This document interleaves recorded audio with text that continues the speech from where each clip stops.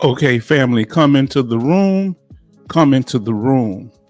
I am the H-Town vet, and I would like to welcome you to this live stream, a place where we will discuss a variety of benefits available to veterans, active duty members, and their dependents. Come into the room, family. We're going to give it a few moments for people to come in, and we're going to get started. Thank you for joining us.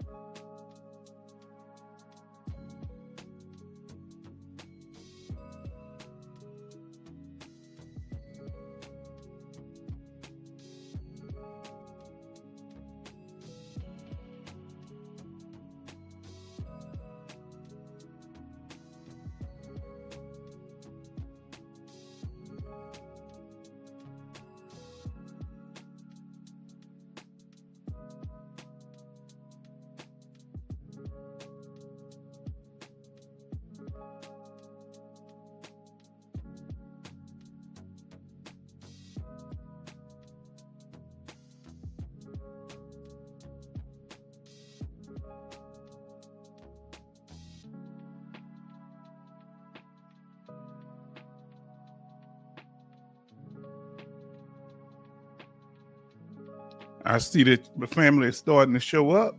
We're glad that you're here. We appreciate you. And we want to let you know how important you are to our channel and to the veteran family here.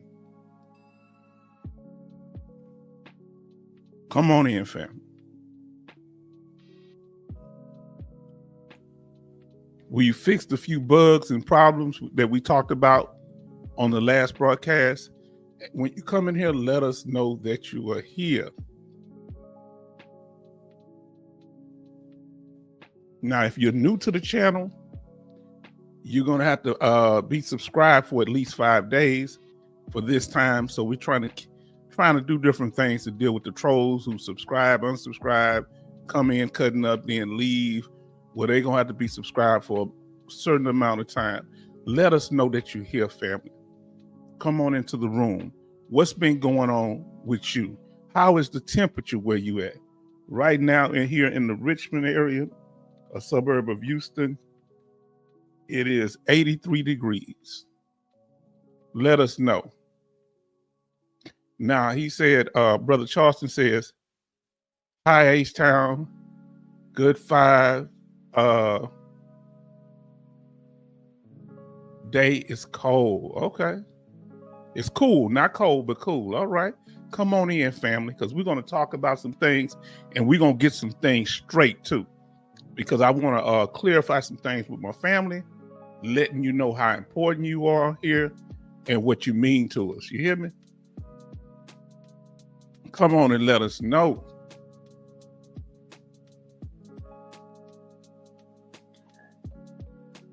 Let me pull something else up here. Well, I do that one at a time.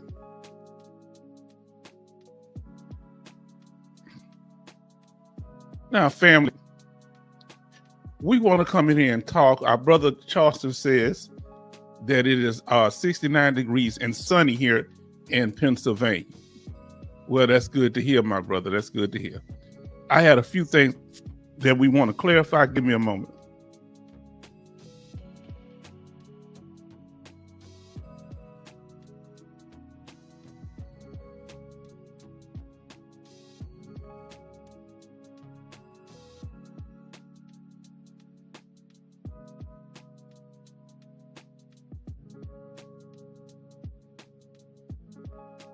I want to make sure that Do Not Disturb was on our phone. Now, brother, since you are here, I want to talk to you and the family, those of you that are in here. I want to let you know what we were talking about last night were not the wonderful people that are in the room. I want to make that clear. We're always making sure that the channel is running straight. But when it comes to the trolls, these tend to be people that pop in, pop out. We've really resolved the issues of dealing with most of the trolls. They just hang around. They may not chat, but Brother Charleston, you good with us. We want y'all to be able to be opinionated, vocal, state your opinion, disagree. That's not trolling. Not liking something that H-Town does is not trolling. So I want to be clear on that you are here. The power of this channel, that you're able to express yourself, whether I agree with your position or not. And that's what we want to keep going. The problem is with the trolls, they try to create an environment where, like, wow, if I say something, I can't say something. No, go ahead and get it out there. Y'all talk like grown men and women. That's what we're going to do. Give us a moment here. The internet was kind of acting up a little bit there for a second. So that's how we're going at it. So we're going to go ahead and get ready to get started, family. We're glad that you're here. We're glad that you're in the room. So let's do this. Give me a thumbs up if my sound is okay. Give me a thumbs up. Make sure you smash that like button. How we doing on these how we doing on the likes right now? 4 people watching, 4 likes. Real good. Really good. We're on top of it, family. Now we're going to be on topic for a minute because tonight we're getting into it. So our brother Charleston say the sound is all right. What about the music? Is it too loud? Let us know. Let us know if it's decent. We're going to be on topic for a minute. Now we're going to talk about something. What happened was we did a video dealing with Doug Collins, and I know Dougie Talks, dealing with his interview with Shawn Ryan. Well, I kind of forgot about it. Then they started recommending other videos of his, and it was quite interesting. He has, I guess, some good interviews, but some of the topics I'm not interested in, but they were, you say black background music, Roger. That means it's A-OK for those non-military people. So I noticed something. I said, what is this? I didn't even know it was one of his videos, okay? And had this man here, the black man in the picture, talking about I killed as many as I could. And I'm like, whoa, who's this? And I saw the military hat, and I'm like, what's going on here? You know, what am I in the veteran Twilight Zone? Is this things are as they appear? Is this what we're doing now? I was very confused, family, because I don't understand this new type of handling yourself as a military veteran. It's confusing to me. So I feel like I'm in the Twilight Zone. And there's certain other things, another video that Shawn Ryan did, and I'm sure you have a lot of good videos, but I'm looking at the ones that I'm interested in that's dealing with, especially dealing with black people.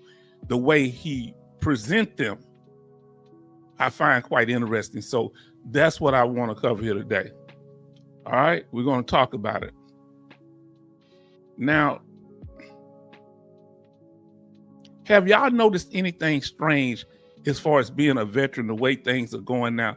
A lot of differences than when our family members, grandparents were in the military. And is it different now? What's going on with this big hoorah thing? Yeah, I'm a bad mama jam. I'm a bad joker there. I mean, what's all this braggadocious stuff?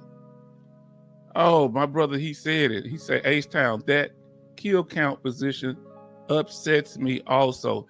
That really does. That's so horrible to me, because like I say, I have respect for my elders, especially, my black elders, but that's not a good look. And let me tell y'all why that's not a good look. Can I explain something to you? You never want to talk like this.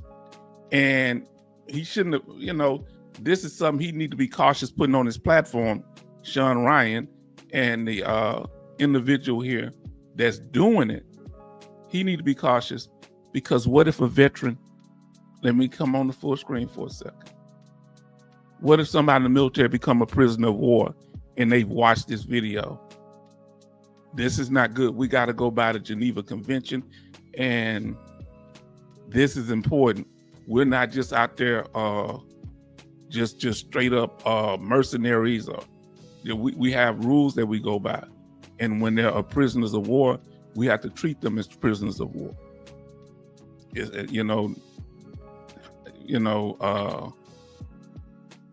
Tag them and bag them is not a thing that I accept or agree with. Oh, my brothers in here, listen what he said. Hello, H-Town Zimmerman, finally caught alive. Yes, we are in a veteran twilight zone. So y'all, I need y'all to explain to me what's going on here, because when did we start getting joy out of, taking life, out of blowing stuff up? When did we, and some other stuff that concerns me too. What is this here? Is this, this is morphing something past the military for me, past our service. And I don't know, I don't want these type of examples set for future recruits into the military. This concerns me, really does. What are some of the things y'all see that make you think that we are in a veteran twilight zone, that things are not as they appear? Rod Steiner, what was his name? Rod Sterling, and he always say, enter the twilight zone when things are not as they appear. So talk to us, family. What have you noticed when it comes to some of the days, the veterans? What's different? Let us know.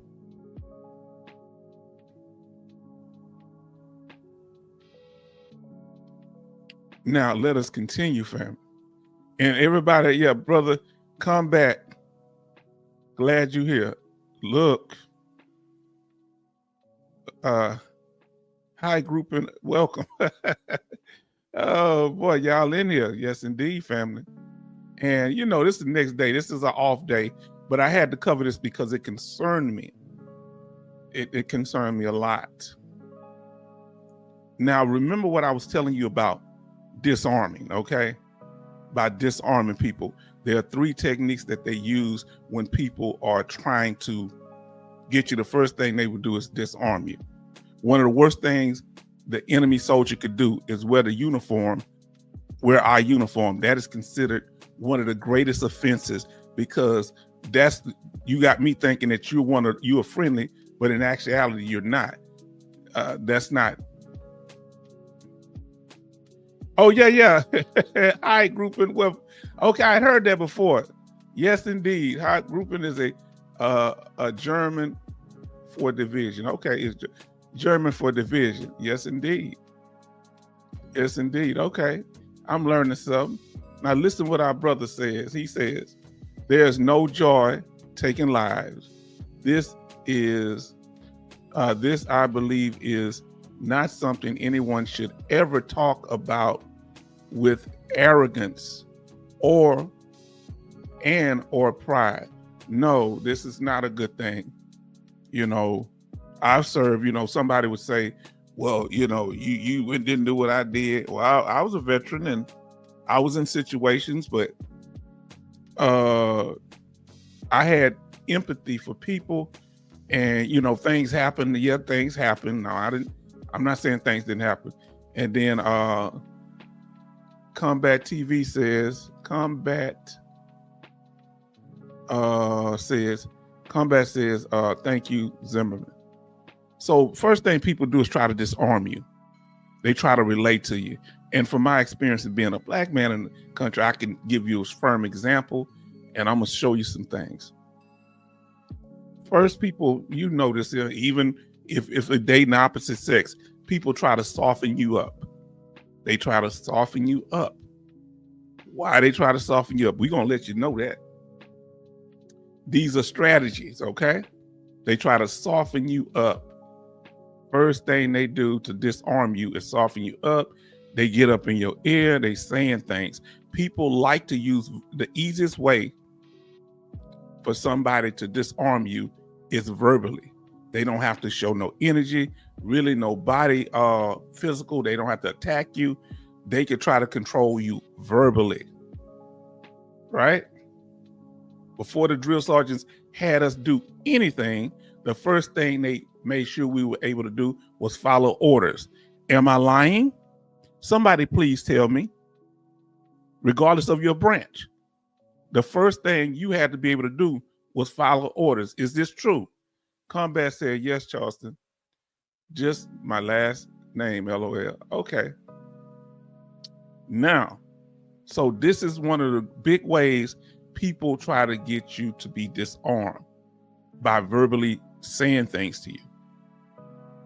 Like, like I say, as a black man, because this is a lot of racial stuff going on now. And so what I've heard over the years, I don't see color. Okay, you don't see color. How can you not see color when it's here and it continues to be an issue? You can say, I don't judge people based on their color. That's okay. But you don't see it? What, you colorblind? They go straight from saying, like I said in the last time, they go straight from saying, I don't see color, to my best friend is black. Hold on, I thought you didn't see color. So these verbal statements of contradiction. I got black people in my family. I've dated black people or whatever group of people that they have problems with. I'm just speaking from my side because I don't want to speak for no other group. And George Washington had black people in his family. Thomas Jefferson had black, Thomas Jefferson had black people in his family, and both of them sold these children for syrup, for molasses, and rum. Okay, so James Byrd, the staunch segregationist, had a black daughter. She's still alive. But he was still a staunch segregationist and racist and Klan member. Now, here we go. Harold say good evening on the Monday night. Then we have Harold up in here. Combat said Harold. Then we got Love say hello. H-Town, Charleston. Combat.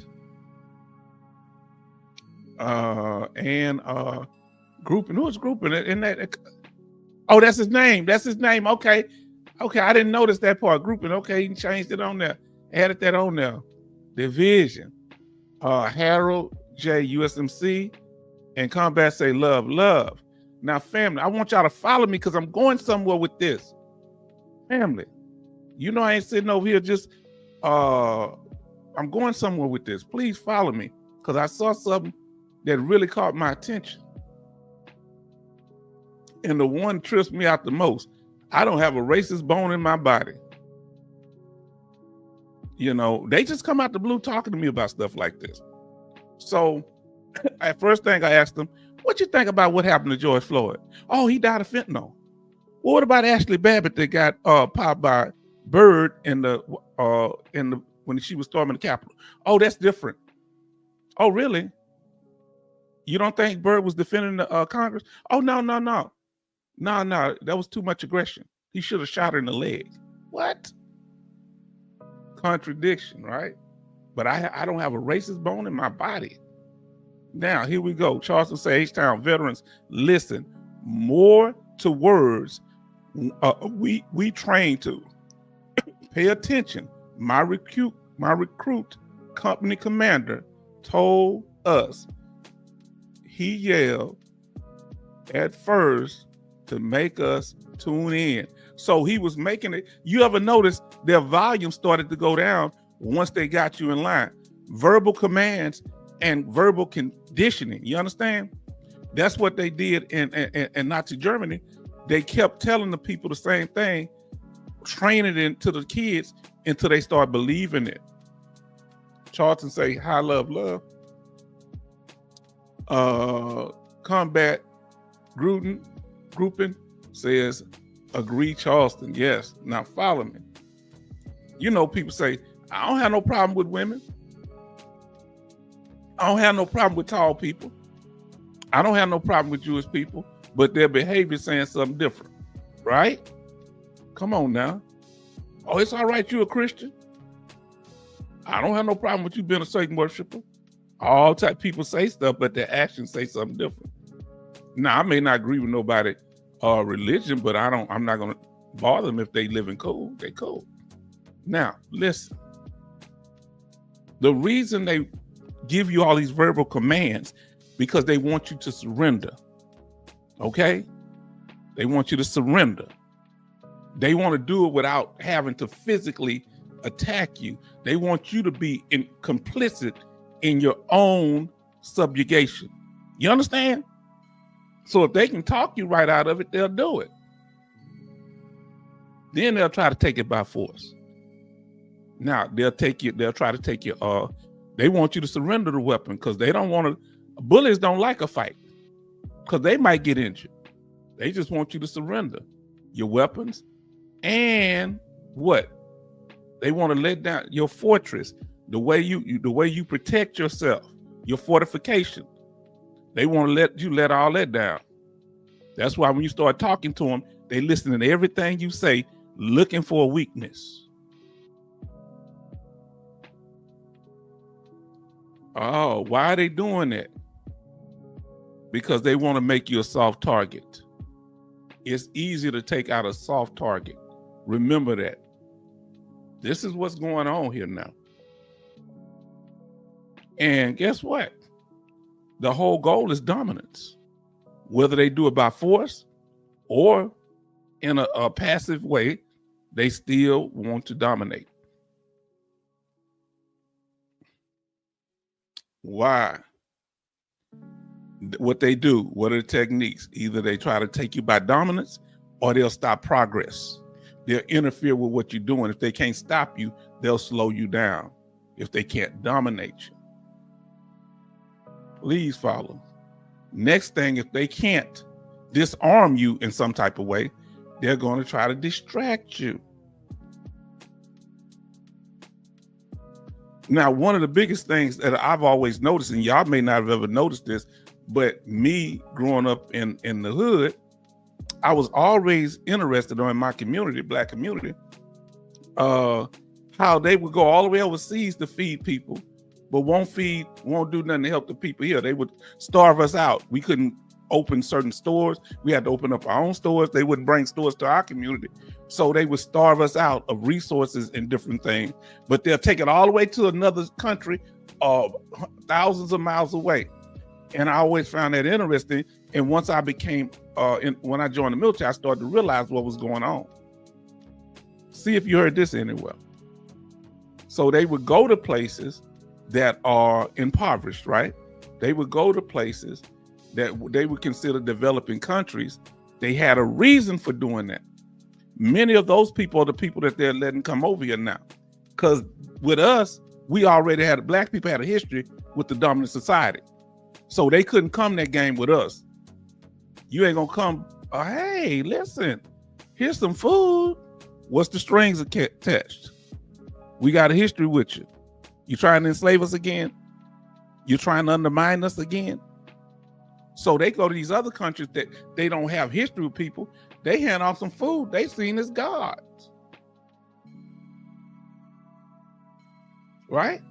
They helping people. And they get to, within one day, come there, help people. But guess what they're doing while they're helping the people? They're gathering in intel. You understand? Before they came in and enslaved in Africa, they brought food.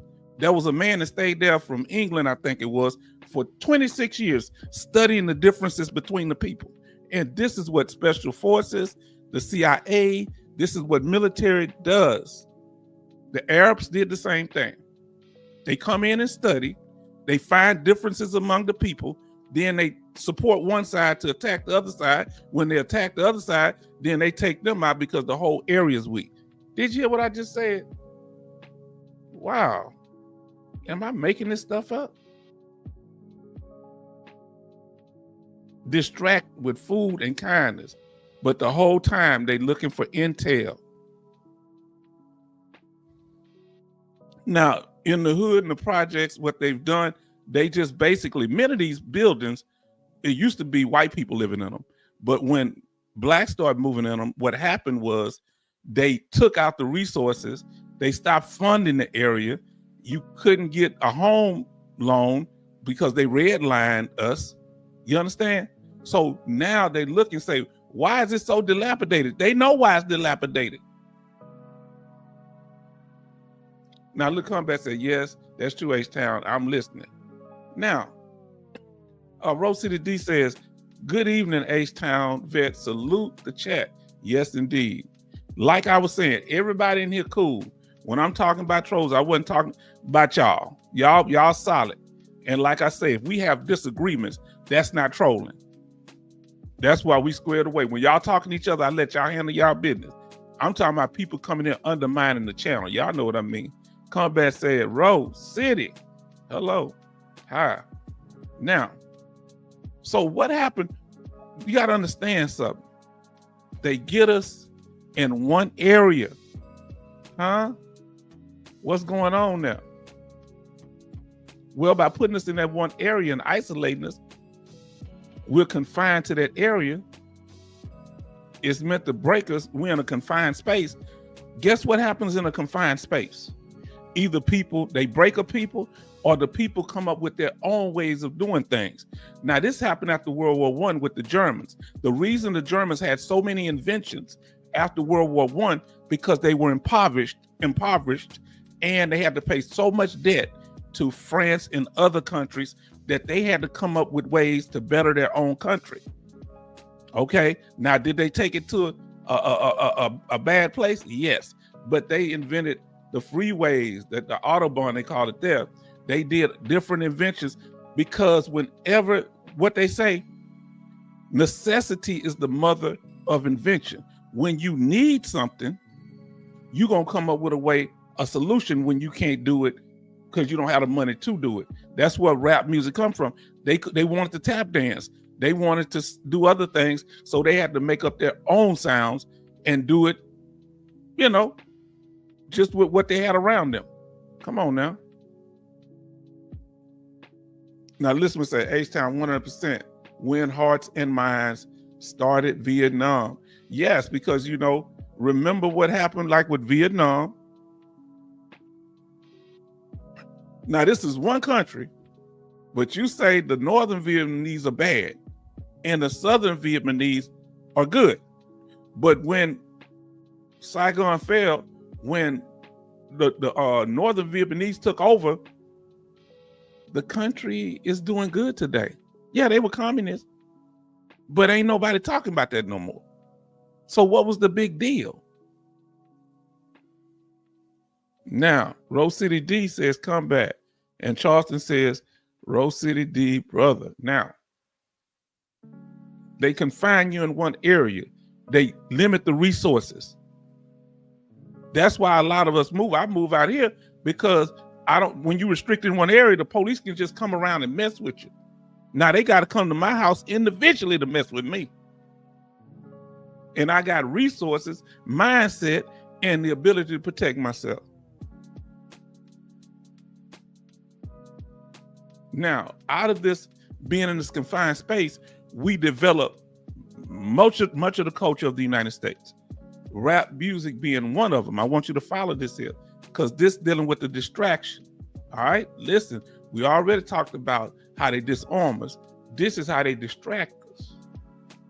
When it comes to, well, they see us, we start something. First, they said rap music was bad. Rap music was evil.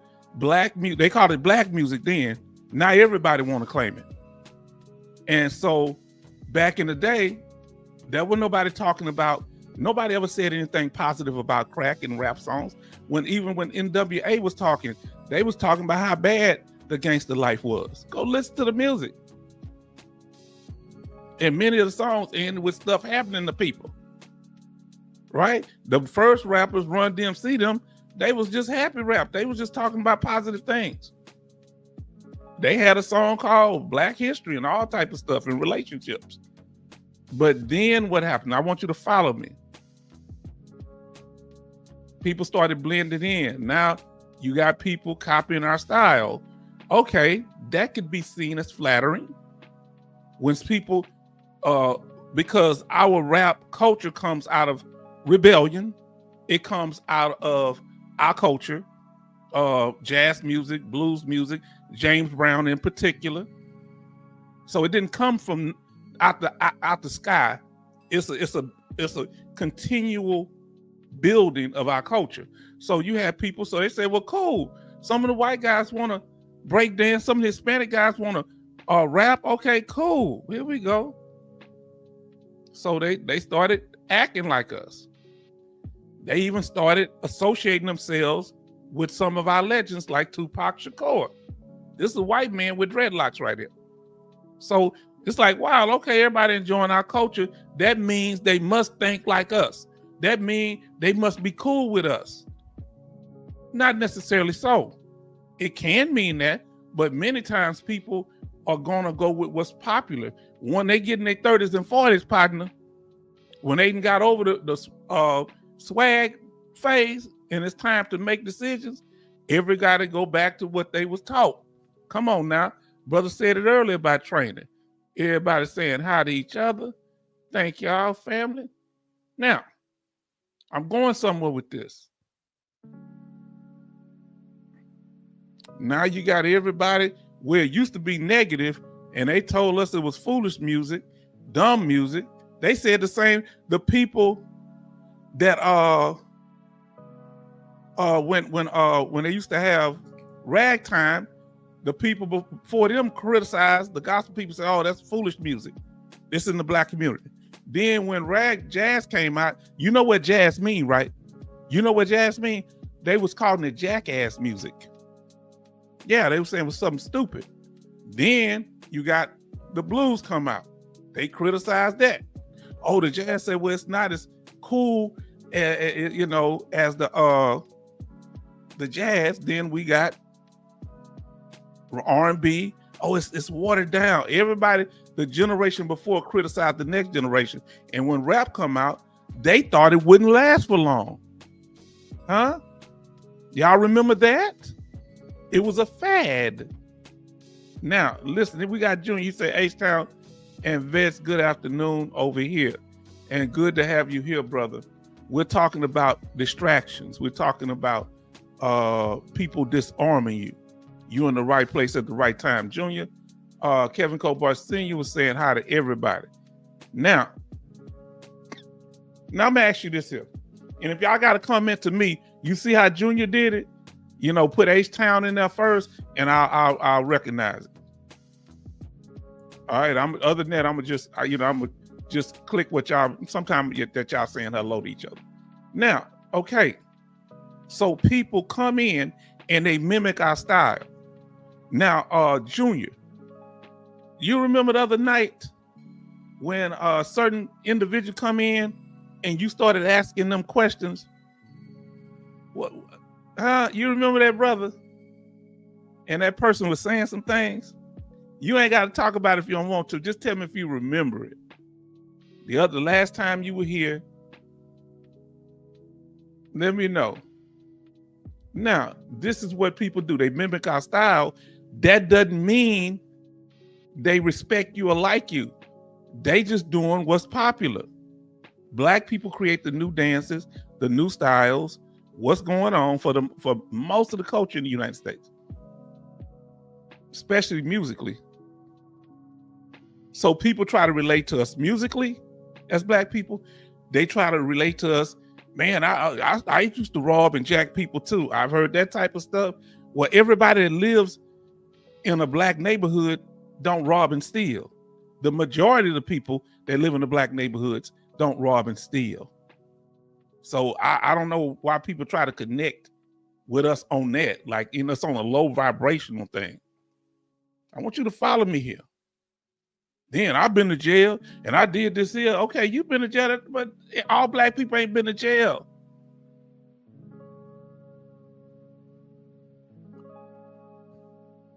Then the last one, first is disarm you, distract you. The third one is deception. Now let's see what our brother said. He said H-Town. See how he put in H-Town? That brother came up last time with this and it really works. So I know y'all talking to me. Put my name first. I'm reading a lot of stuff. I remember communicating. Are you referring to the individual that said he can help veterans? Yes, indeed. Do you remember what he said about claims? He called them alignments. He said that you can file a claim and you don't even need what? What did he say, y'all? That you don't need, you say you can file them without something. Yes. What was your thing on that? I'll speak on that if you want me to, because I spoke on the last broadcast. Now we're on deception. Listen, I like new people coming in. I have no problem with that. I was just listening. I'm real open with people. My concern is this. The word was evidence. He said you didn't need no evidence to file claims. Well, if you were doing a presumptive claim, no, but he's talking about regular claims. And you can't put that kind of stuff out on the channel. And just keep on doing what y'all do. Brothers and sisters here. Everybody in this room right now, y'all cool. If we fall out or have a disagreement, it ain't gonna be because of trolling. You might get mad and start trolling. It's gonna be because of something else. Disagreement, don't like something I say. You say you're talking about too much of this black stuff. It'll be something else. And that's cool. That's cool. We ain't banning you for that. You can come up here and debate me. And then if you're right, I'm gonna shut up on it. Then I'm gonna start talking about it again if I can get away with it. Now, listen to what Junior say. H-Town, I remember him telling me he can get vets a higher rating. So he's promoting. I'm glad that you set that up for him. You made him tell it. I found that interesting now that you mention it, because he just came in the chat. But he said he had been watching this for 2 years. Now, if he was watching me for 2 years, let me ask you this, Junior. Wouldn't he know that I say that the foundation of winning a claim, the bottom is the evidence? Well, I say what at the top? Evidence, law, and you can win the claim. Listen what it say. Kevin say, no evidence, no claim. Because guess what? It's not going to one person. One person make a mistake on your claim and let you through with no evidence. 2 other people are going to check it out because they get rated on the accuracy of these claims, even though they do stuff that mess when we do have evidence. But if there's no evidence, they'll be like, hold on, is this somebody, your friend or somebody? They can lose their job behind that because they don't want to give you the money. So you think they're going to prove something without evidence? Now, come on, family. Let's talk about this subject. Yes, indeed. And we won't look. I made it now, family. I've made it now. I've made it now where that they got to be in here 5 days. If they subscribe, they got to stay subscribed 5 days before they can start chatting. Do you think that's too many days? Should I do 1 day? Tell me what you think. Or should I let them do it automatically? Tell me how many days, or you could say no restriction. Let me know what y'all think in the chat. And we're going to talk about deception now. Now, it says here,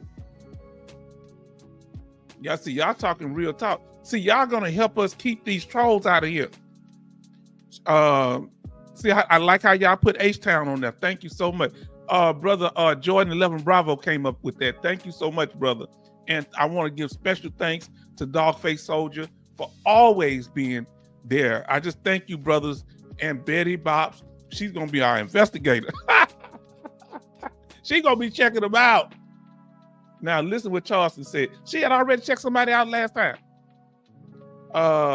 Charleston said, H-Town, when I first filed in 2019, I had evidence in my DD-214 records that I had already seen. I never have filed.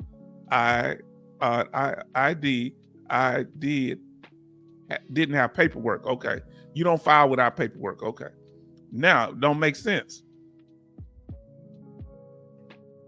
Now, listen what I'm saying. So, Teddy say leave it at 5 days. See, by leaving it 5 days, they're not going to stay subscribed 5 days. What they were doing, they were coming in here subscribing just long enough to listen, then they unsubscribe. By doing it this way, if they unsubscribe, they got to wait another 5 days. They won't be on the next one. I want y'all to thank Jordan 11 Bravo for that. Now listen to what Junior says. And now we kind of having an interactive chat. There are going to be times, the next one we're going to be going over information. I'm going to need y'all to stay on the task. But right now, this is actually on the topic. Let's be honest.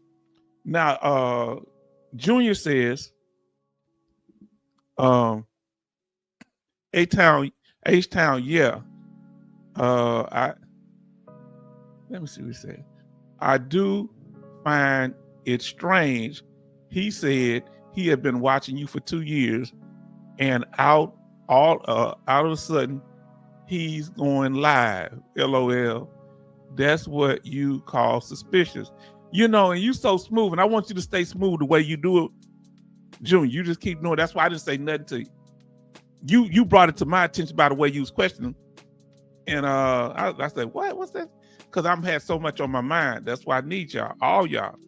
If y'all see something, just don't, you ain't got to go after the person because they new to the channel. They may not know, but when they say they've been watching me for 2 years and you got all this information, why you ain't been sharing?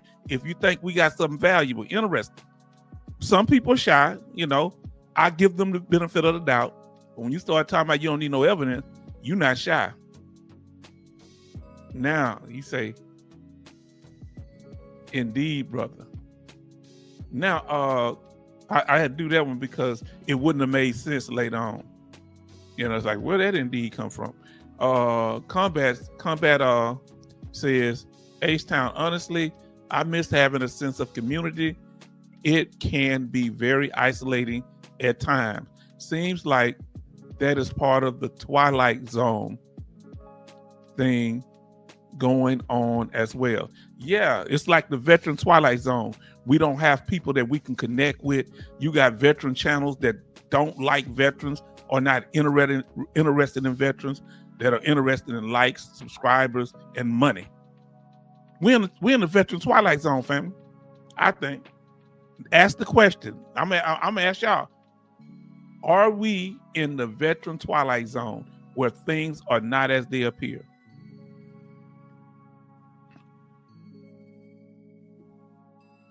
Now, Teddy did say leave it at 5.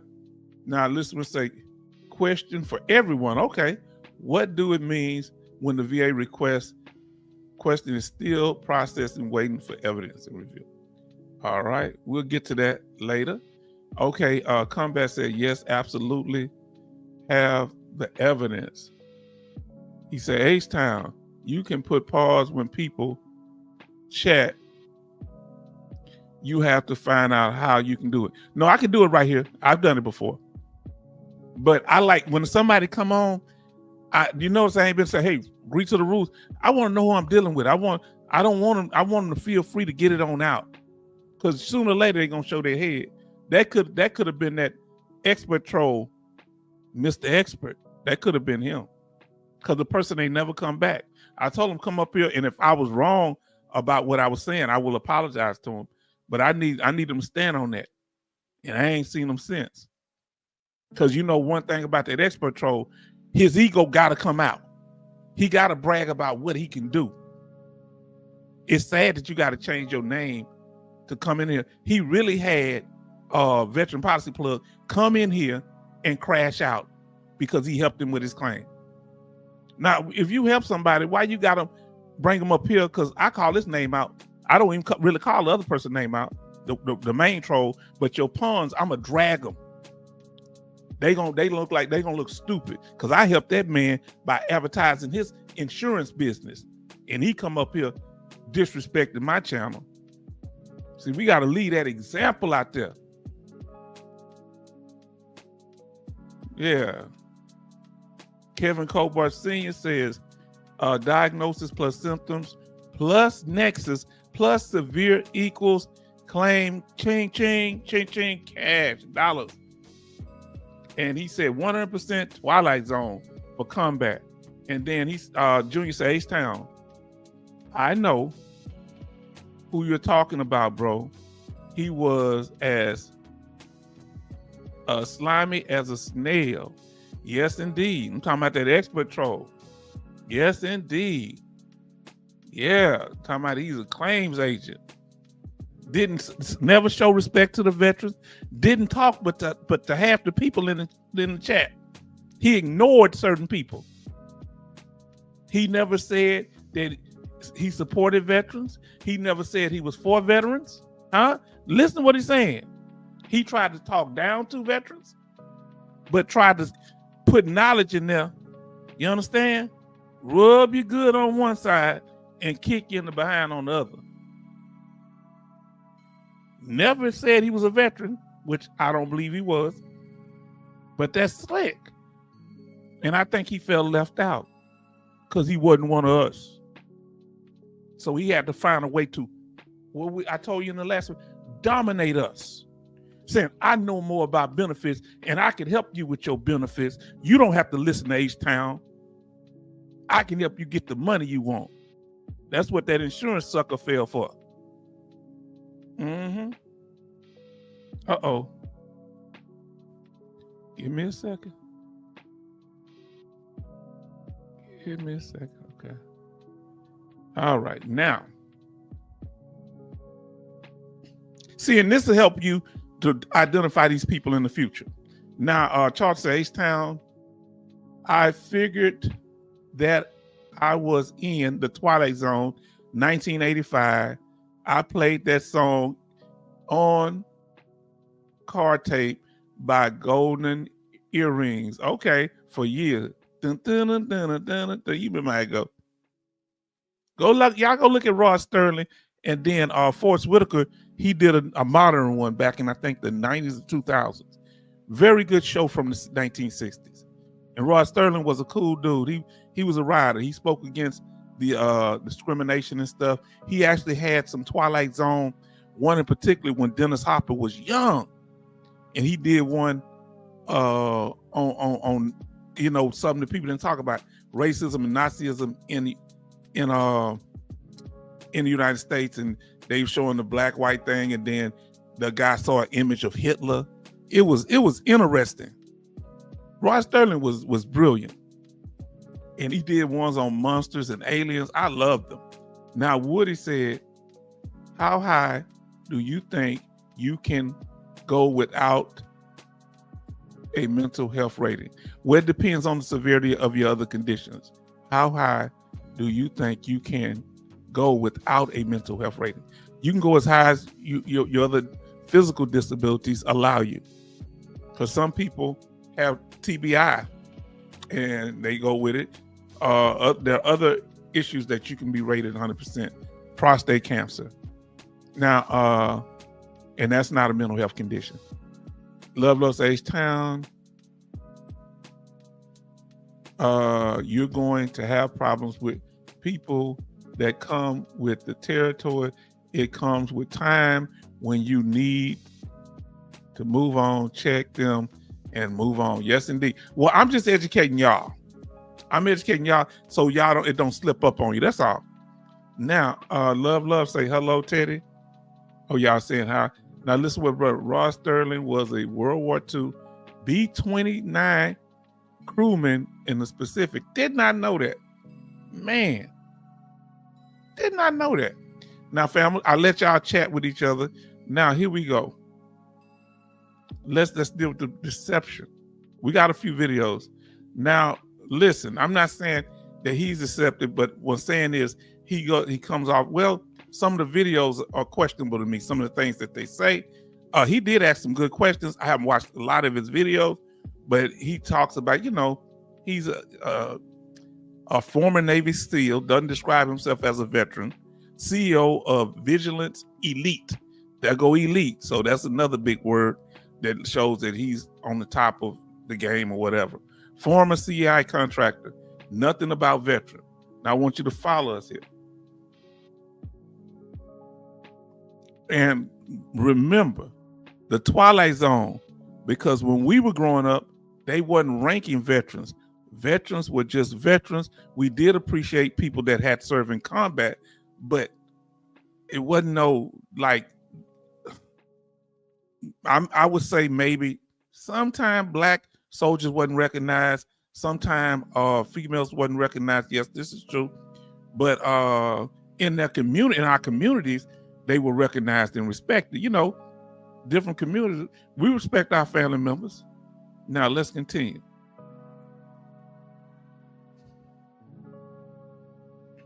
So one of the big thing is, you know, like say the Navy SEALs, they make a big thing about special forces and different things. And another thing, they prop people up based on all the medals, combat medals, rank and everything, which is cool. I respect that. But sometimes they doing it for attention out of nowhere. You know, I was a Navy SEAL, right? You know, I was a command sergeant major. Well, if it come up in topic, but every 5 minutes, we don't need to hear all that. And then a lot of times with a lot of these guys, they don't really mention female veterans. If they do, it's in passing. And they serve a big part of our military. Now let's do this reaction video. I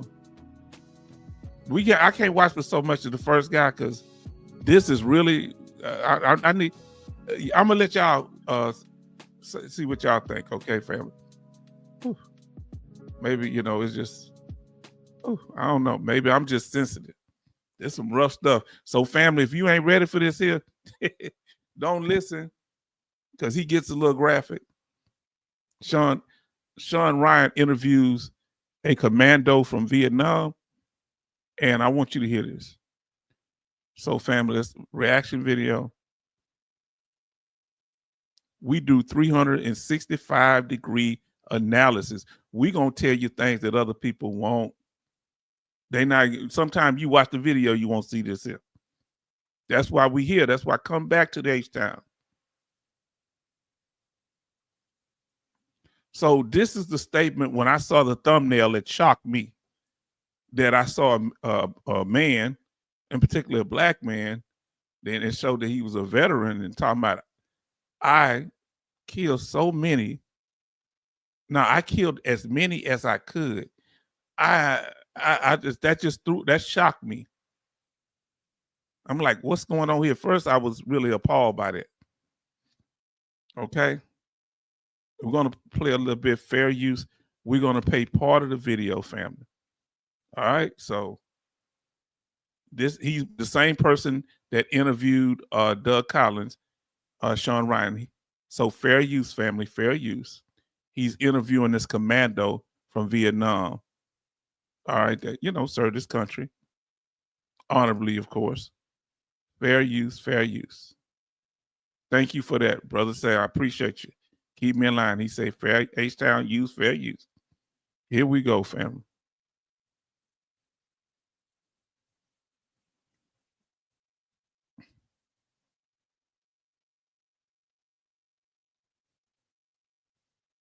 Forces will be needed later, and they will be sent as requested.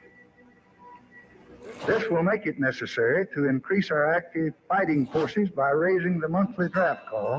These are actual photos of him in videos from Vietnam.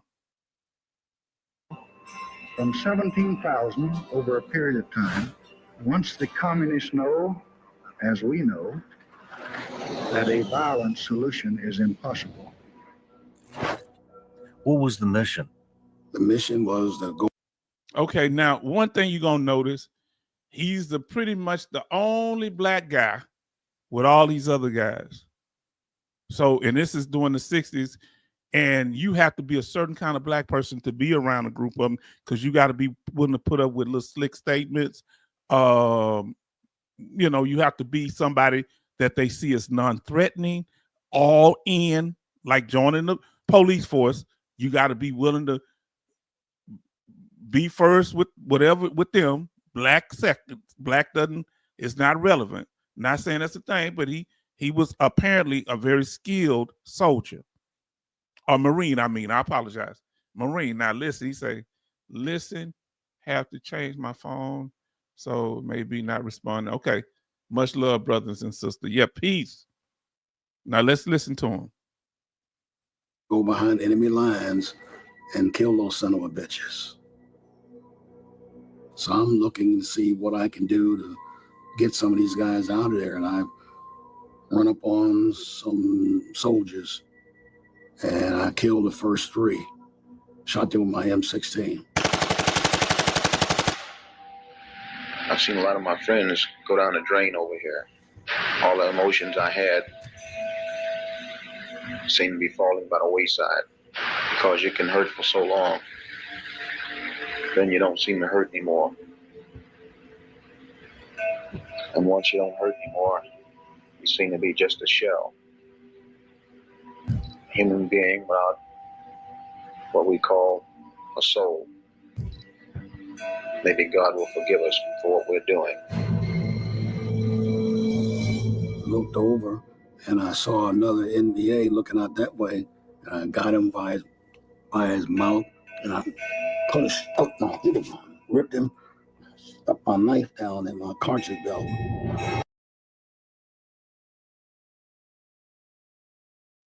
That's enough for me, family, on this one. But I feel like all that wasn't necessary.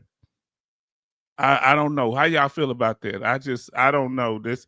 I want to know what they're trying to accomplish.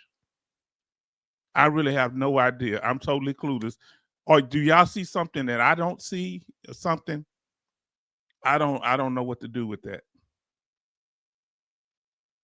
I literally don't know what to do with that. You know, one thing I do know that white people like to hear black people tell horror stories. Tell us about when you on drugs, Shaniqua. Tell us about when you were a male prostitute, Darnell. Tell us about all the horrible. You got to do things extreme for them to listen. If you talk with intelligence, they're not gonna talk to me. No, they want to stay away from me. They want to talk. They want to hear all the glory details. My niece had a professor who had a book, and it was from like the 1930s, and it was showing this family of women and how these black women were so like just degenerate, literally like doing all kind of degenerate stuff. And he thought that was so, a liberal guy, he thought that was so cute. And he talking about he can speak and he can understand and speak for black people. You know, my niece told him, no, you cannot. Now he asked the question, do you think I'm able to speak because I've been around? Because you have a very distorted view of us. Because you see us as children. They infantilize black people. And they got him up there. And we have a saying in our community, if you want to know what a black person think, have a white person ask them. I ain't saying they're going to be truthful to them, but what they really feel if they're trying to impress them. And that sounds like a Vietnam veteran trying to impress a man that could be his son or grandson.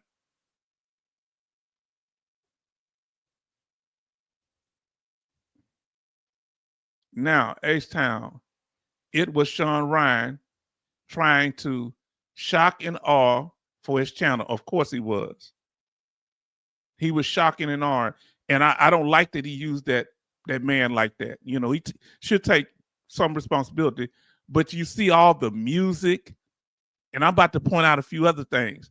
They love us telling all these old stories. See, they don't talk to me because I can talk one-on-one. I don't have to debate with you. When I start breaking it down, people either engage with me or they shut up. They like, nah, y'all ever notice something? Let me tell you something. Tell me if you ever noticed this. Living Color used to bring it out. Whenever the news talk to a black person, it's always some black person that's talking about, yeah, see, I was over there, see, ooh, and I said, what? And all this here gesticulation, and they'll pass up 3 or 4 normal talking black people. Do you know that most slaves didn't talk like Yelp or Master this here? No.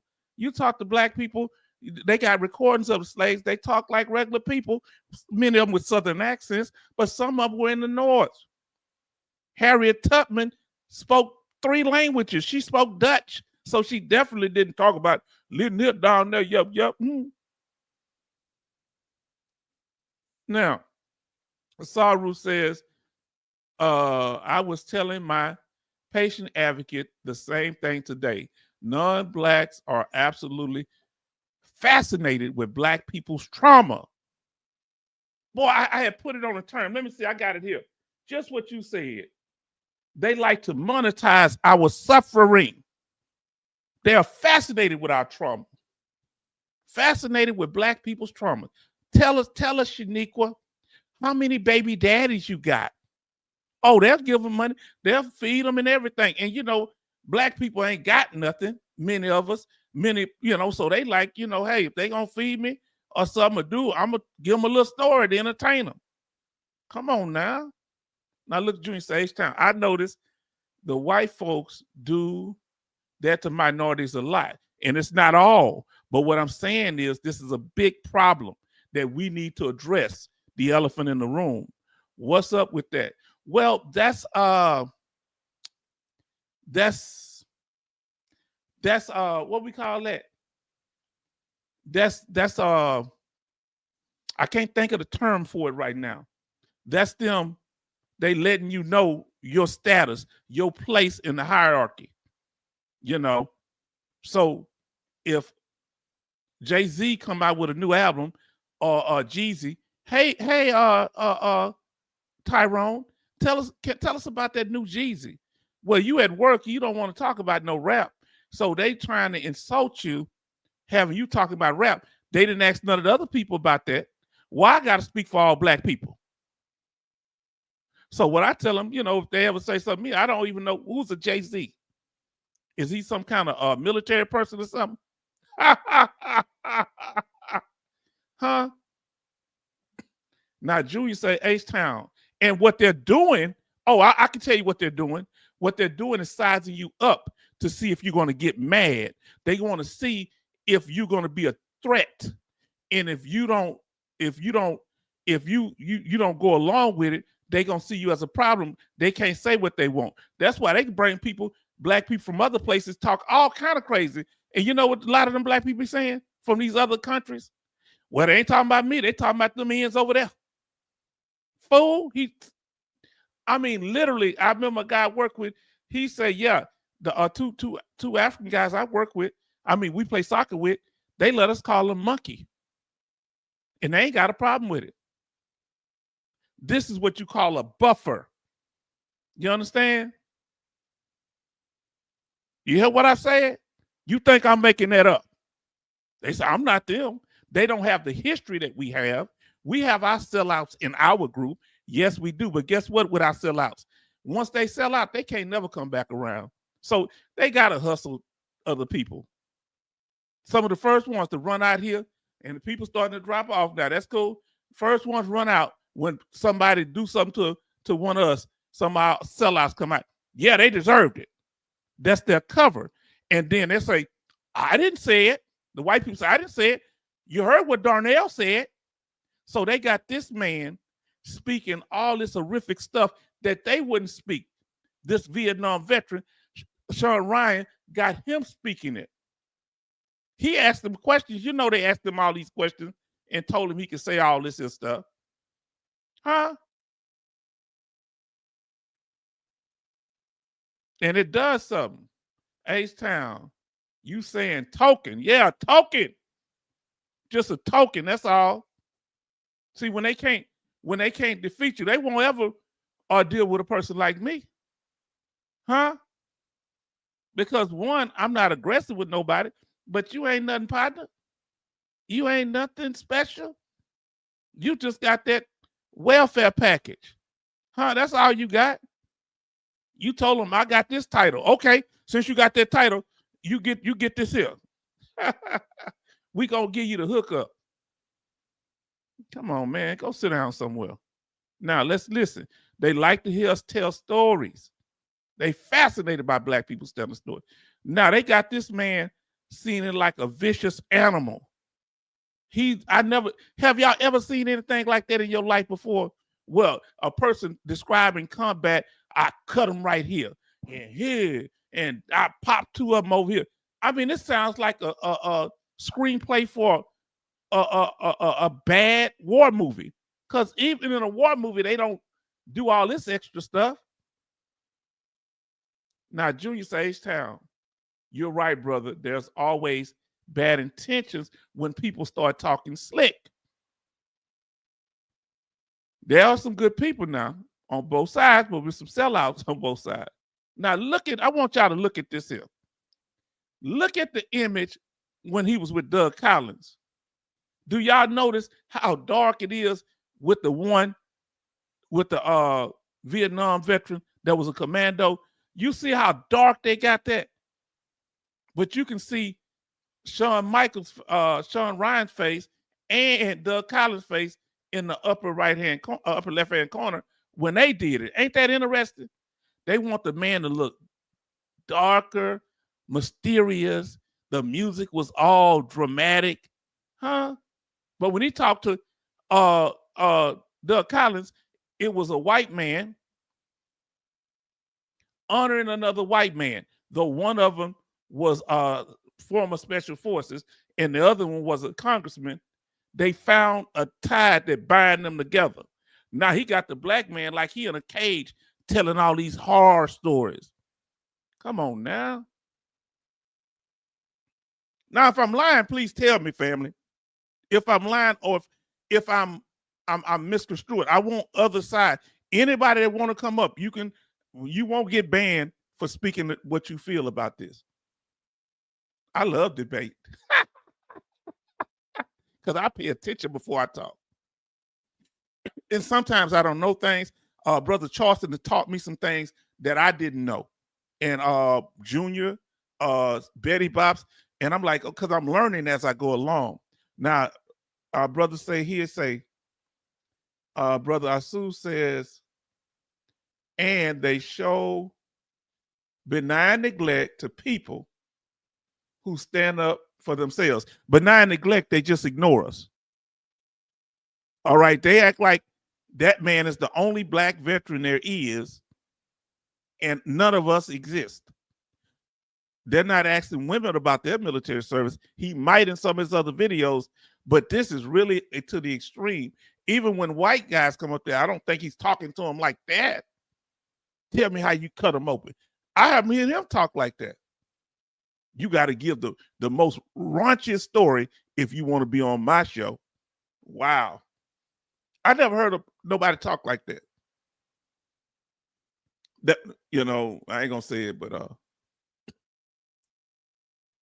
they like to try to study, monitor, and label, but won't really help unless they see you as non-threatening, docile, or emasculated. Family, there's another clip that we're about to watch. You better listen to Sorry what he said. From the same one here, Shawn Ryan. He has another guy. We about to break all this down, family, because if we all gonna be veterans together, we all gotta be veterans together. I would be a hypocrite coming here and say, I love all y'all as veterans, but I mistreat white people. I'd be a hypocrite if I had a problem with women. I'd be a real hypocrite if I'm a black veteran, I got a problem with other black veterans, and there are some that do. I mean, come on, y'all, tell the truth, family. Those of you that don't mind saying, if you black in here, how many times you walk past black people, they won't even speak to you. They look at you like, but then they see a white person, they start waving. Who has that ever happened to? Put a 1 in the chat if you're black. That you try to speak to a black person, they wouldn't speak to you, but they smiled at every white person that passed by. They're like, what you talking to me for?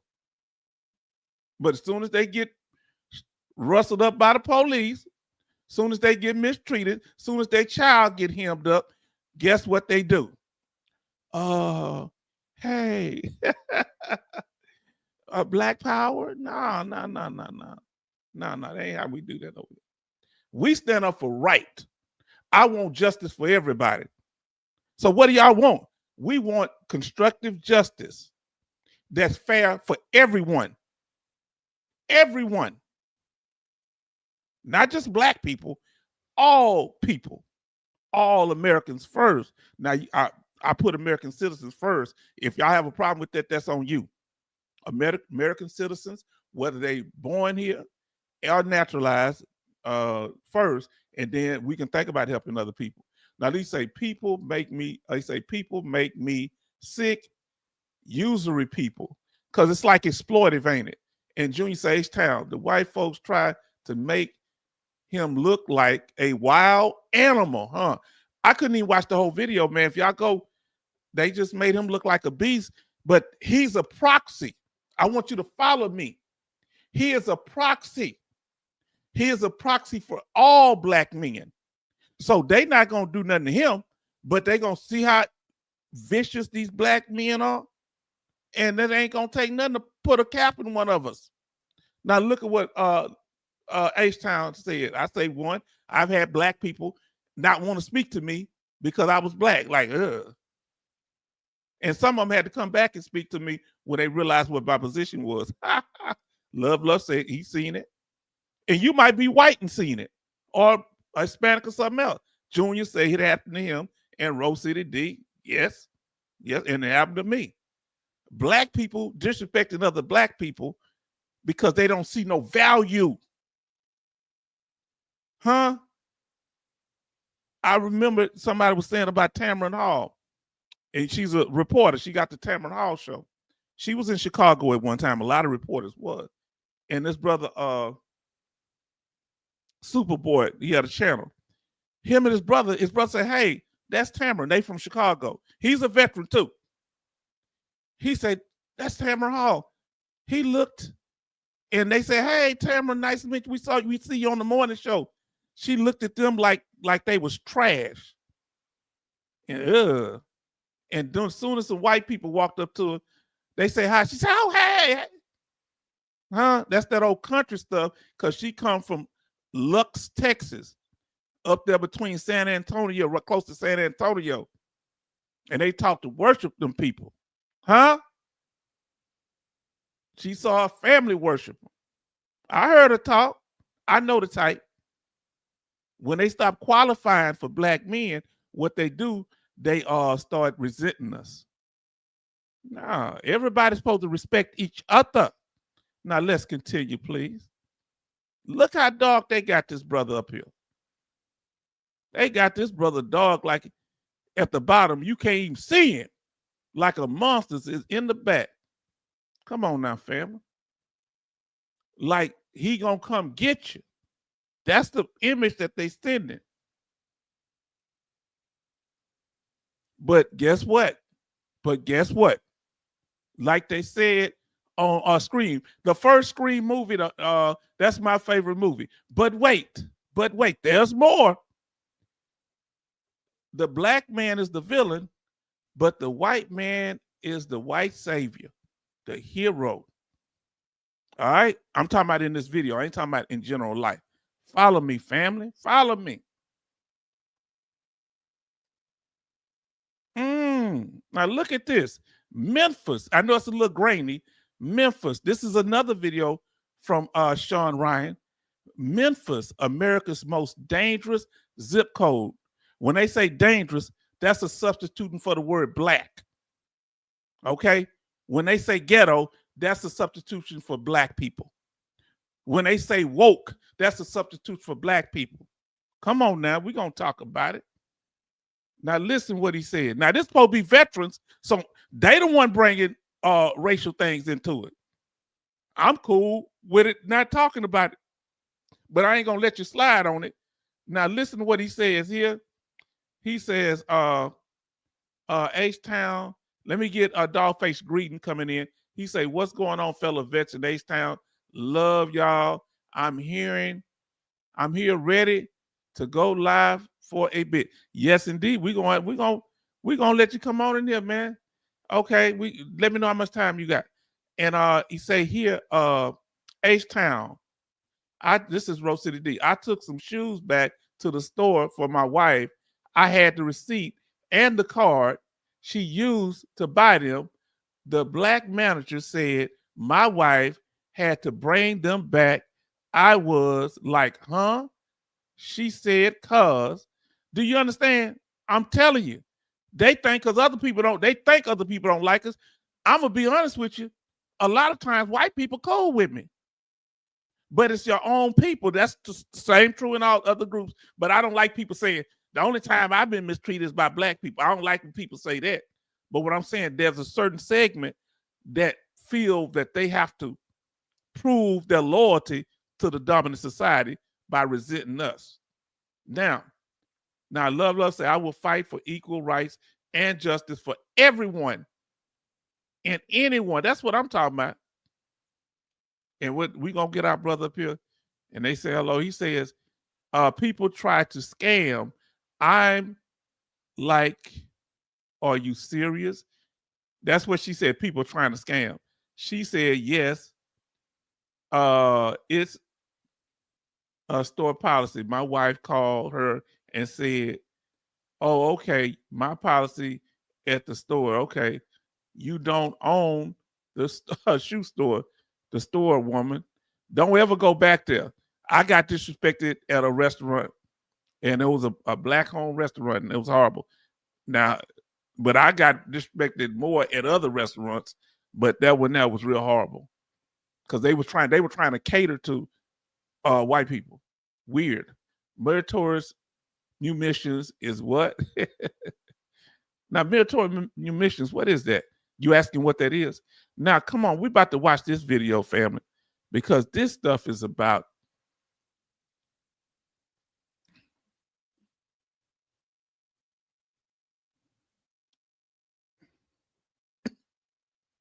Okay, so I got to mute because it look like it's a commercial.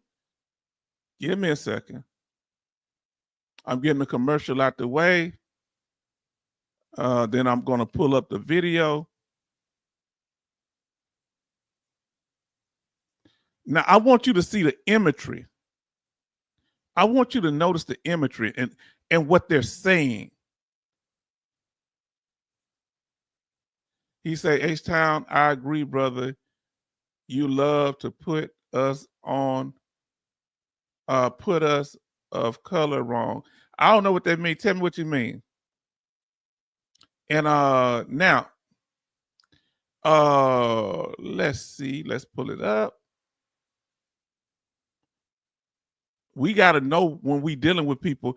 I like to know who I'm dealing with. This man has over 4 million people that view this, and these people are going out into society. So we need to know who's influencing people's thinking that could possibly do people harm. Now listen to this. This is, I guess this guy may have been a soldier, the one you see on the screen, but they're talking about his lifestyle, I guess, after the military. I don't know if he's in the military. Let's see. Let's react to this.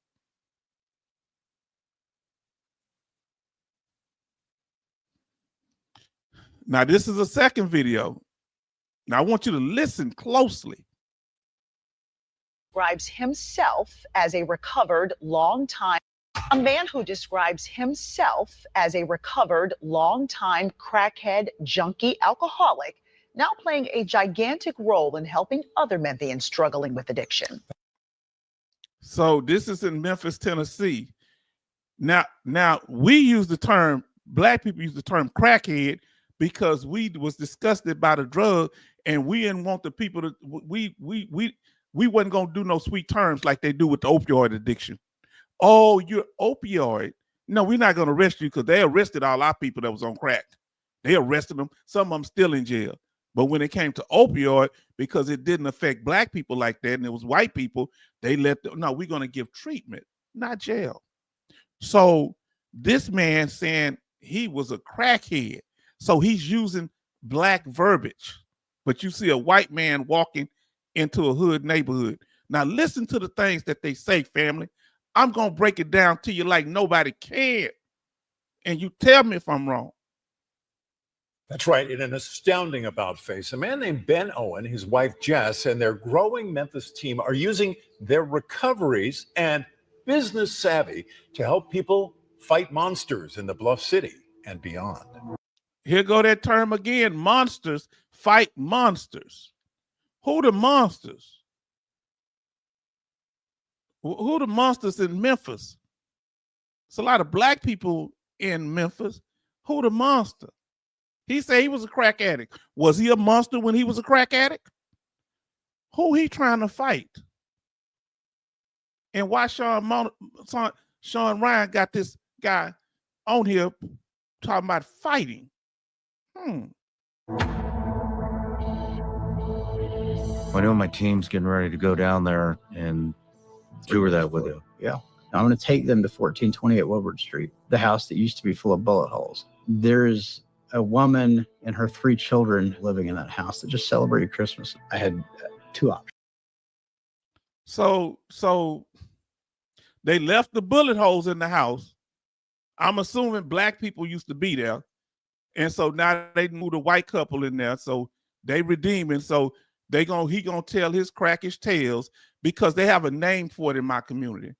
When I was growing up in the 70s, white women in particular would come to the black neighborhoods because they like dating black men, and they have a name for it. It's called slumming. All right. White men would come and get the prostitutes and go to the little motels, the black prostitutes, because it was slumming. This is what was the way they degraded themselves. So they would use drugs. They don't never talk about the positive. You know, I met a black businessman because most people in the hood ain't using drugs, but they highlight this part of it because they can connect to it. It gives them street cred. Huh? Talking to me won't give them no street cred. They talked about some guys that were open carry, talking about coming through my neighborhood of Fifth Ward, walking with their guns, these white guys. We shut all that down. Ain't nobody coming through there talking about we doing it to protect the community. Go to your opioid-filled communities and you go do it over there. Nah, you trying to send a message that you can flex in our neighborhood, that you're going to be the policing force. Let me tell y'all something about my neighborhood. The police in Houston back in the day were dirty. I'm telling you. Okay? They mistreated a young white boy. They got a movie about it. Downtown on Main Street. This in the 70s. He had long hair and he was just listening to this music driving his van.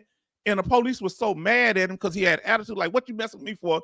He started pistol whipping the boy and shot him in the head. Yes, he did. And that policeman got off, I think.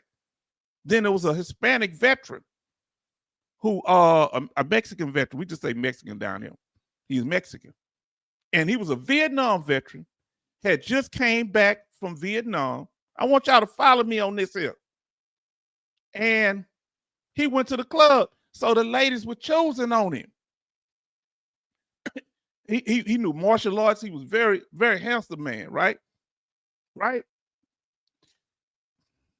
The police was out of uniform. This happened here in Houston. The police were out of uniform, and the one started messing with him, and they tried to jump him. He beat all three of them. They didn't know he did. I guess they didn't like he had his uniform on. They went home, put their uniforms on, came back, handcuffed him, threw him off the Buffalo Bayou Bridge. You go look it up if I'm making this up. Jealous of that man. Come on now. Come on now. Let me tell you something. So what they was doing to us, they have to do it slick because everybody packing down here in Texas, right? So they used to bother us, show up, and they used to bother us a little bit. And they used to beat us in jail. That's where they get us because they didn't want to be out in the street with us. Well, back in 1988, the life expectancy of a Houston police officer was 18 months. They would call them out and mow them down. You go look it up and see if I'm making this up. So there's a lot of things when people are saying, oh, we come in here to save. Some people, I don't mind you helping, but I'm watching. Listen, let's see what this is about.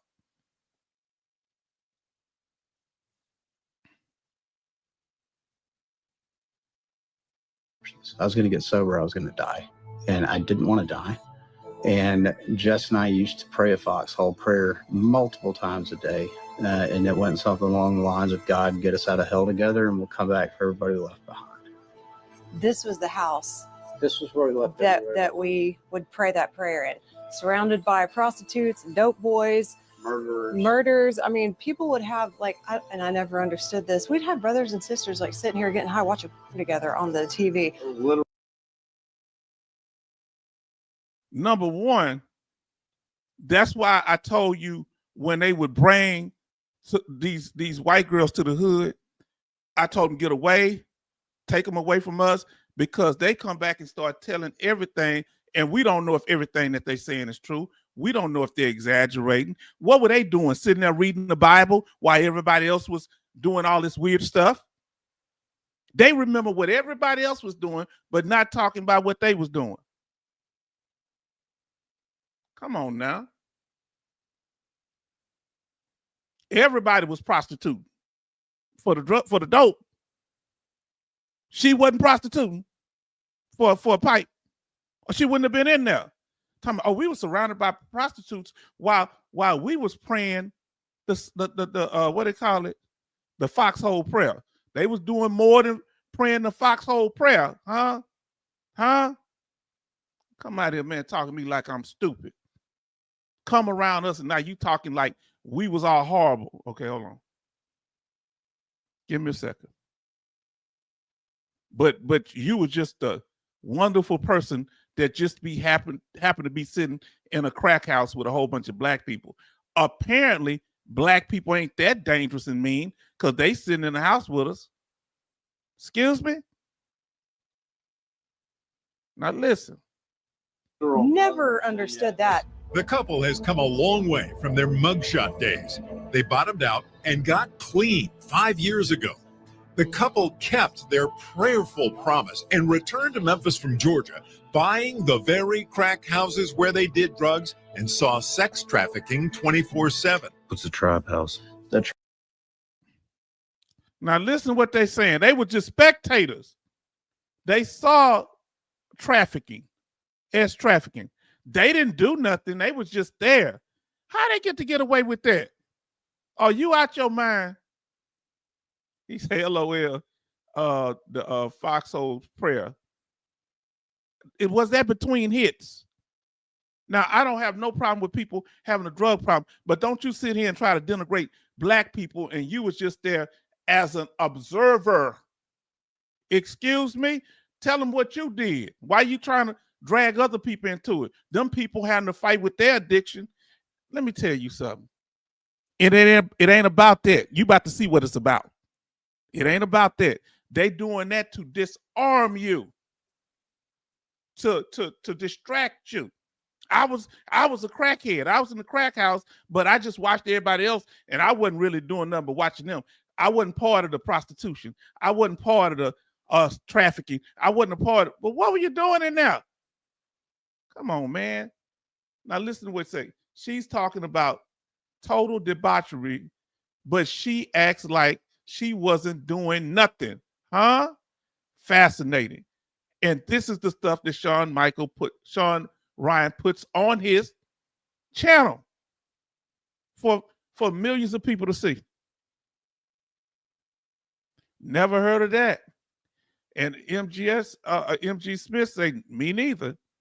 H-Town. That's right, man. People have to know. Let me tell you something. Who else would have told you this here? I'm from the hood. Let me tell you something. See, I got to break this down to you because I don't like people misrepresenting from where I'm from. Number one, in the South, people wasn't hanging on those streets unless it was a Friday or Saturday night. And that's when all the street people come out, the hustlers. If I walk past a prostitute going to school, which you're not going to see them in the daytime, that ain't how that worked. And if they was down on a certain street, like we call it Jensen here. If I walk down the street, they wasn't bothering me. They make sure nothing happened to me. Whenever they saw regular kids coming through or regular young people in college, they say, you know what the drug dealers tell them? Hey, man, get on away from here. You going to school. You don't want to be around us. Go do something with your life. Huh? You know Denzel Washington? You know it was a drug dealer that helped get his career started. Did you know that? That paid for his acting classes, that paid for him to get into Hollywood. Did you know that? Anita Baker? Yeah. Oh, y'all didn't know that, did you? We have the underbelly of our society, people that's making it the best way they can, legal or not. Some of them flip it and turn legal. And then you have people that's doing it on top. But you can't do nothing without money. What did Joseph Jackson do when he first got here? He was a criminal. The Kennedy family, he was a straight up criminal. He was a moonshiner selling liquor, cigarettes, and everything else illegal. Did you hear what I said? But they don't bring up his past, do they? H-Town, I didn't know that. Well, guess what, brother? That's why you come to this channel. We'll show you what's going on. Wasn't nobody able to walk through our neighborhoods and just be walking around soliciting? No, they'd be down there, have a little motel down the street, and they go have their little customers down there. But you wasn't hanging on no corner unless you was down Liberty Road or Jensen. I got a story for you. And see, I was going to skating ring and I was supposed to be home by a certain time. So the bus all the way to my house stopped running. So I was about 16, 17. And so the bus stopped on Jensen. I had to walk the rest of it home another about 12 blocks. So it was this prostitute. She's a pretty woman. I ain't gonna lie, a black prostitute. And so she said, I was nervous, so I was walking past her, and she looked at me. I said, "How you doing, ma'am?" You know what that lady said? She said, "Without, can you help me?" And I said, "No, ma'am." And I kept walking fast. She laughing. She said, "Now you get home. You know you don't supposed to be out here." She got on my case. I said, "Yes, ma'am." Huh? Yeah, we had a community, people. Now, H-Town, you're right. I live in Philadelphia. The mid-'80s, the police were as corrupt as the street people. Yes, indeed. New York, how many? Y'all remember back in the Rand Park scandal in L.A.? They had policemen selling drugs. Do y'all remember the one in New York? They arrested about 6-8 cops selling crack cocaine. I mean, everybody trying to make a hustle. Coasty say, "Good evening, family." And yeah, Pennsylvania wasn't no joke. Good evening, Coasty. Now let's get back to it. Let's see what he's talking about. How he bought these homes in the hood, and this Memphis zip code is the worst in America. Really saying that we the worst, black people. But they're talking about their veterans, okay? So let's follow. Let's continue, family. I want y'all to peep game when people talking. Trap house is a house where narcotics and women are bought and sold. It is the single source of every bit of pain and suffering in any neighborhood they exist in. It's hell. That's what it is. It's hell. All right, so my journey on Wilbur Street started in 2012 at that house right there. That used to be the trap house. It got shut down by an organized crime unit. A friend of mine went missing from right here, and her body was found a few days later mutilated in the cemetery over there. So my buddy No Talk bled out right here. The guy that shot him did 6 years for cold-blooded murder. I don't even know how many people were shot inside this house. The day I bought this house and shut it down, my buddy Tweet was shot 3 times coming out the front door. Just to give you some context on South Memphis, the infant mortality rate is higher than many third world nations. It's one of the deadliest zip codes in the state of Tennessee, which is one of the deadliest cities in America. Statistically. Okay, let me explain something to you. He was slick with his terminology. Can I explain something to you? Can H-Town explain something to you? The reason the infant mortality rate is high is not just in Memphis. It's all over the United States because of the doctors killing little black babies when you're having them. You know what they tell us? This happened to me.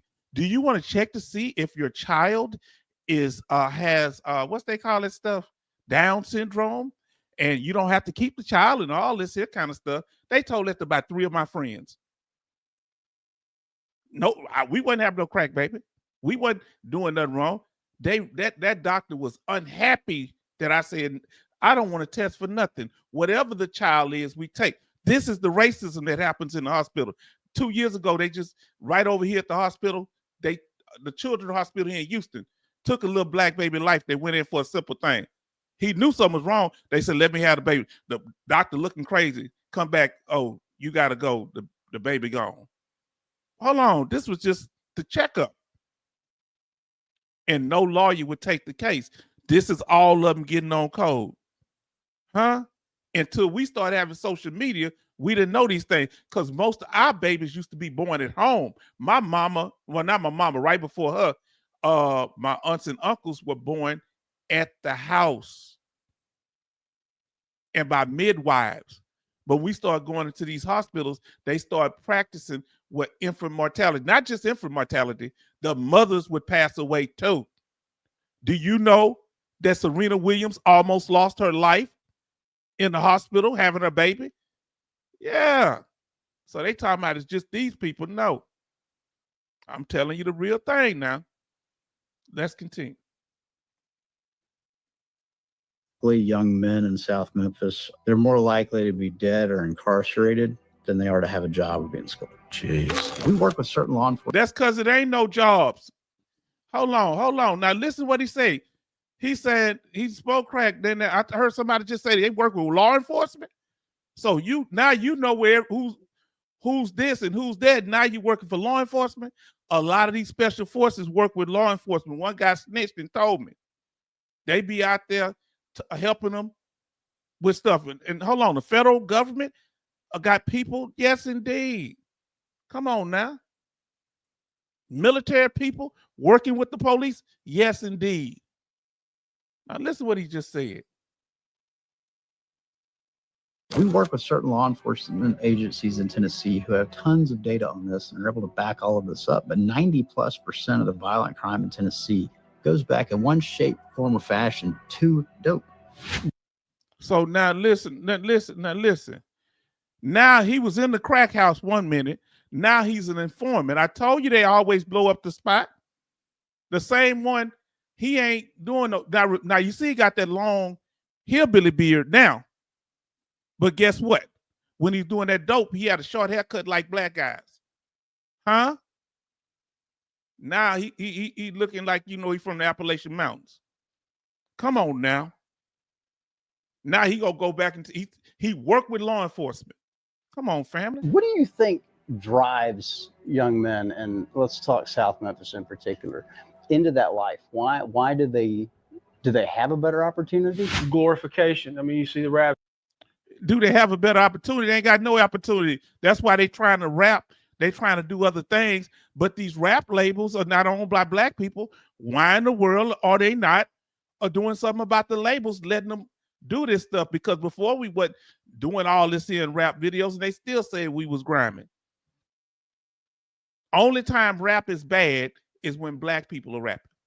Songs, you see the movies, and it glorifies the selling of drugs, and it glorifies treating women badly at times. The money, they're always, every video you see, they're holding a stack of money. They've got a good looking lady, a nice car, and young kids are impressionable, and they grow up with that mindset.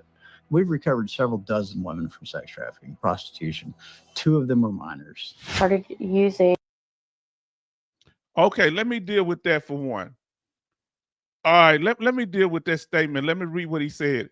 JFK just started a commission to see what causes the increase in infant autism rates, and with the findings to be reported in October.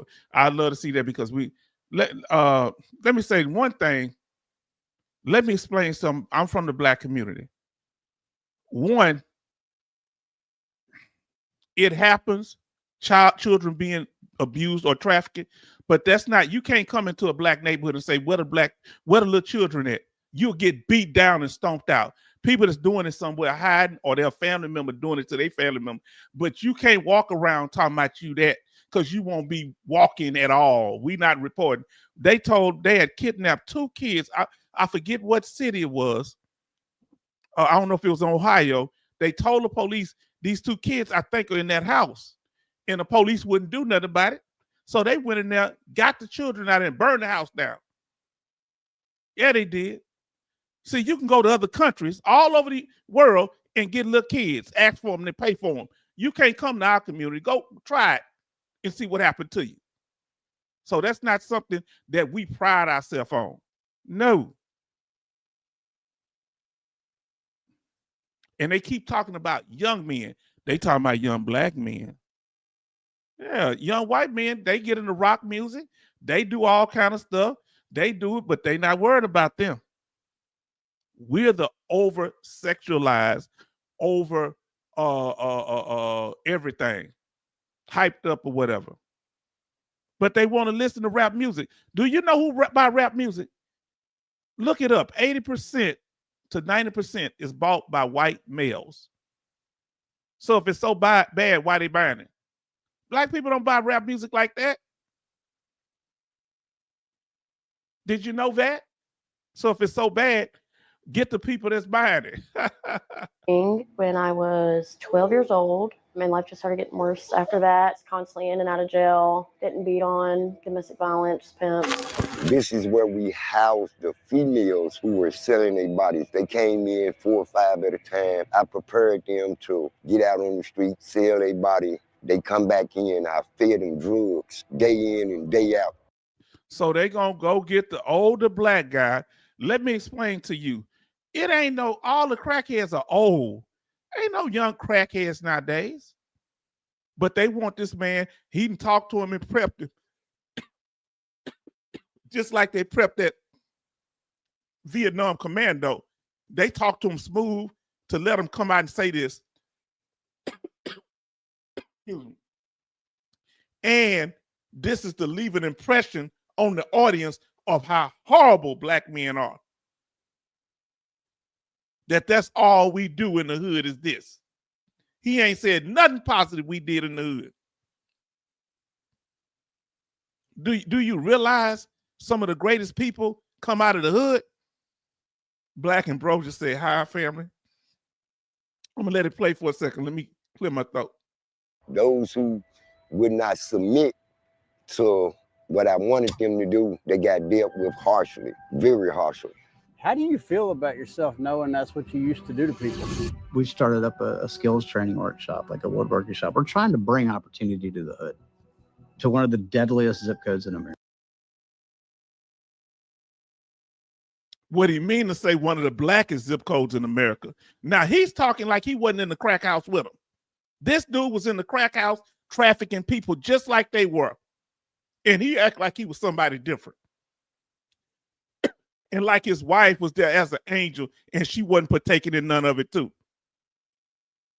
Excuse me? And now he's saying he's the white savior that's fixing all that. So they're using military, ex-military. He might be in special forces. I'm just telling you now, sit back and peep game. Our brothers say H-Town, that's true. My white neighbors are professional criminals. They sell drugs. The police were over there and blew off their door. Now, there was a couple here that was white. They were selling a little weed, but they went in there wrong and just shot them. They shot them people up, and they was just selling weed, you know, and they had no right for the search warrant. But guess who went to jail? The black sergeant that got the search warrant. Come on now. Now listen what say. Charleston say, H-Town, what with these white girls and white men with tattoos? Even sellers don't have that much tattoos. These are symbolism, family. They have the tattoos are for a reason. Now, M.G. Smith says, and on the other side, next to me is a halfway house for men, everywhere felons. Yes, indeed. If you don't have no money to get out the hood, where you gonna go? Remember when they was giving away free land, they wasn't giving it to black soldiers or black citizens. They were giving it to the recently came in immigrants from Europe. So they put us in one place. They wouldn't let us get loans to build our houses up. They wouldn't let us buy nothing. And they do redlining. They made it a horrible place to live. These places were created. And they're not talking about anything but other than the people there, it's their fault. And he had nothing to do with it while he was smoking crack. Come on now. You know, this place helps, you know, not only is it teaching me a skill, but it helps with my recovery as well, and also with my mental health. So I struggle with mental health, you know, with anxiety and depression, and coming in here and working gets my mind off of that. Helping people identify what their purpose is. And if I'm being honest, I think for most of us, it's service, being of service to others, helping them find that and then fostering that. That's the key. Both these guys came through our transitional living program, Rebos. When we first got Chris, he had one eye and no teeth because he'd been shot in the face with a 12 gauge. I had no idea what I was doing when it came to renovating houses.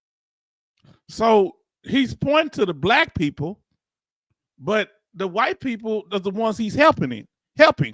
What about all the black people he smoked crack with that was trafficking people? You talked about them trafficking. You talking about how you got the black guy out there. What you doing to help them? You're only talking about what you're doing for the white people. Come on now, family. And you call your he never really made it clear whether he's a veteran or not. I'm assuming he is. This man right here came out of nowhere, turned his whole life around, and latched onto that purpose that these houses have provided for him and never looked back. You see people that 4 years ago, 6 years ago, however long it was for them, that we were just like them. We didn't have shit. We didn't have nothing. I didn't have a pot to piss in. I didn't have my kids. My life was everywhere but where it was supposed to be. I didn't know nothing but an addict's life. Robbing, stealing, selling women, watching women. IV use of fentanyl gave me osteomyelitis in the spine. It gave me this infection that was in my spine that was so big it was pinching off my spinal nerve. Everything that they gave me in the hospital, I was like putting up my IV line. I had like an EJ sewn into my neck because all my veins are bad. So I was like putting everything in a cup and crushing it up. Basically, it looked like I was shooting wet toilet paper with a turkey baster to try to get high. I mean, I have my days where it's like, man, I could totally just get up and go do my thing, but I really can't because it's, only a couple options there. And so it's like either do this or like die.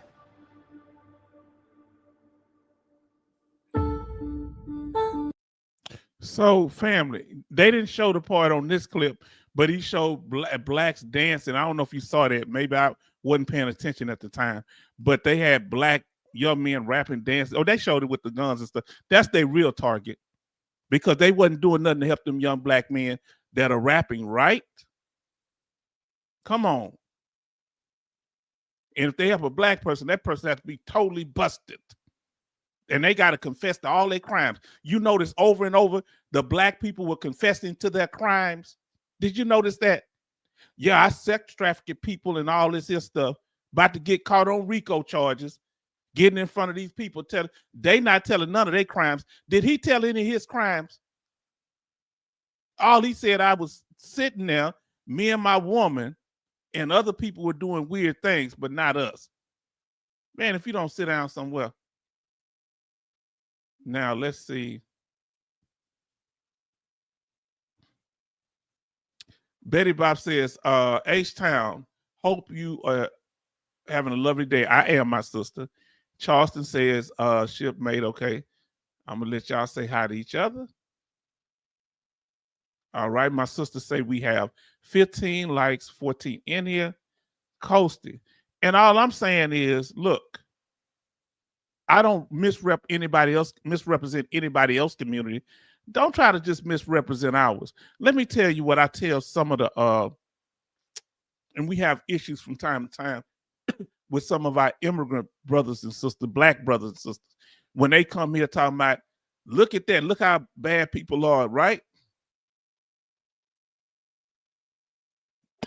I'm gonna pull up my brother here. Give me a second. I'm about to send you the link, brother. Give me a second. Send that. Let me get that to you now. See what my brother's talking about. See, let me copy that. So let me know when when you get it. Come on, and I'm gonna pull you up, brother. Let me send it to you now. You might have to. Let me see what we got here.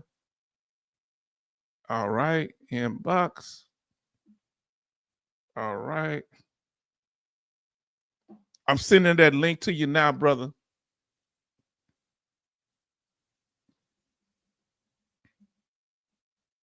I think this is you. I think this is you. Don't say nothing.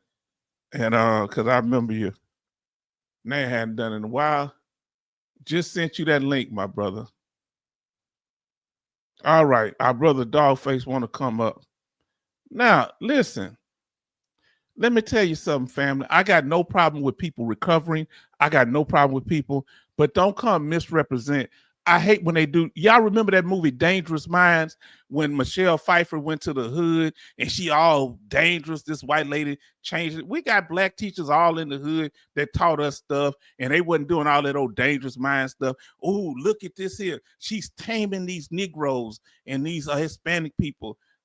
Cut all that out. I don't like that stuff. That's real degrading. If you're gonna come there and help people, help them. One of the first time when kids learn how what they're black, it's a teacher that discriminated against them. Be nice to the other kids, but not to them. Black kids pick up on that quickly. That's what you need to do, and stop trying to perform. Now, Betty Bob, the black kids are the most to go to the office when the other kids get away with all kind of stuff. Betty Bob say, dog face soldier, hello. Now, here we go. Let me get back up on this here. As I was saying, we went into it was fair use. And listen, people always want to identify with us on a low vibrational type of thing and identifying with us dealing with drugs in this case. And I have no problem with him helping people, but don't misrepresent who we are. There's other people doing work there. Why he ain't working with some of the black activists out there? Why he ain't helping some of the veterans that are out there? It's other people helping. I help people in my neighborhood. Now, here we go. We got our brother Dogface in the house. What you want to say to the family? Let me pull this off of here. Make it look bad like that. Go ahead and talk to us, brother. What's going on, H-Town? What's going on? Long time no hear. No time no hear. Long time no hear. Now, family, do y'all have any questions of Dogface Soldier? Where you been? What you been doing? You know what? I've been up and about, with my work, and I just got sick recently, so I'm just recovering from the virus that I got. And yeah, so far so good. I missed you guys, so I wanted to get back on. And yeah, man, good topic today. You definitely sharing the information out there, brother, and for people to be aware of what's going on with the community and also just with society in general, brother. And we just got to move forward, all of us, because if we have to put the information out there so people could be aware. Because if people are not aware, they're going to be ignorant to the fact, Do you understand that I'm not trying to make it necessarily a white or black thing? I'm trying to point out it's little subtle things that people do, and they only focus on the most broken down black people. If I went to their community and I say, take me to the worst part, and then I say, look how these people living, that's not a full representation of what's going on. He decided to slum. He wanted to hang around the drug addicts. So he hung around the drug addicts, and that's the part he knows. He don't know nothing about the preachers, the doctors, the lawyers. Oh, yeah, I didn't know doctors and lawyers and professors lived in the hood too. Right. And the kids walk everywhere. Dogface Soldier, tell them. No, I agree with you 100%. That it ain't just violence. It's all kind of stuff going on in the hood. Oh yeah, A lot of time when the violence happen, that's self-policing. Because if we call the police, they gonna make the problem worse. Come on now. Unfortunately, sometimes it happens like that. You go to, for example, Beverly Hills, nothing comes up. You go to nice areas, of course, nothing's going to happen. But when you go to, much more impoverished locations like cities and stuff like that, that's when things happen. But unfortunately, a lot of police officers misuse their authority, and that's why, the news comes up and they get shined in the limelight, knowing that, hey, you know what, this isn't right, what's going on, so you have to be fair and impartial, and a lot of times that's not the case. Let me say this, brother. Family, let me tell y'all something. When I was teaching school back in 2007, I showed the kids a report from television that domestic violence was worse in Sugar Land, in a wealthy area. It used to be the city than it was in the hood.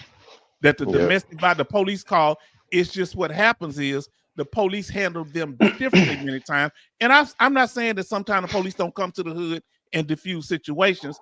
I'm just saying if you get a cop he's not going to act a fool in Sugar Land because he might be dealing with a doctor, a lawyer, a businessman, and it can cost his career. So come on, let's represent. Now, brother, what if you got anything to say about the troll situation? What's your opinion? That understand what I was telling the brother. Everybody in here right now, they cool with me. Everybody's solid. But the issue is, I'm gonna tell y'all what I did.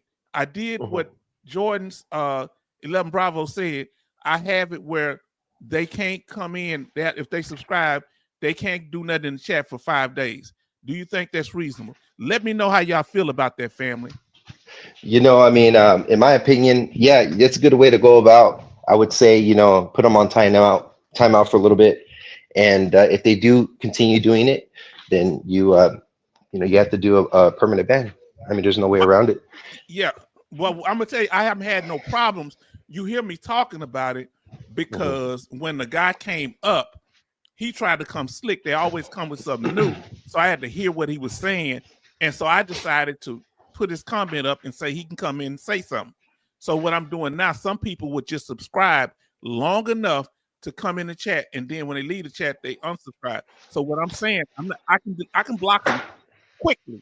You saw what I did to Mr. Expert. He gone. He he came on a dummy account.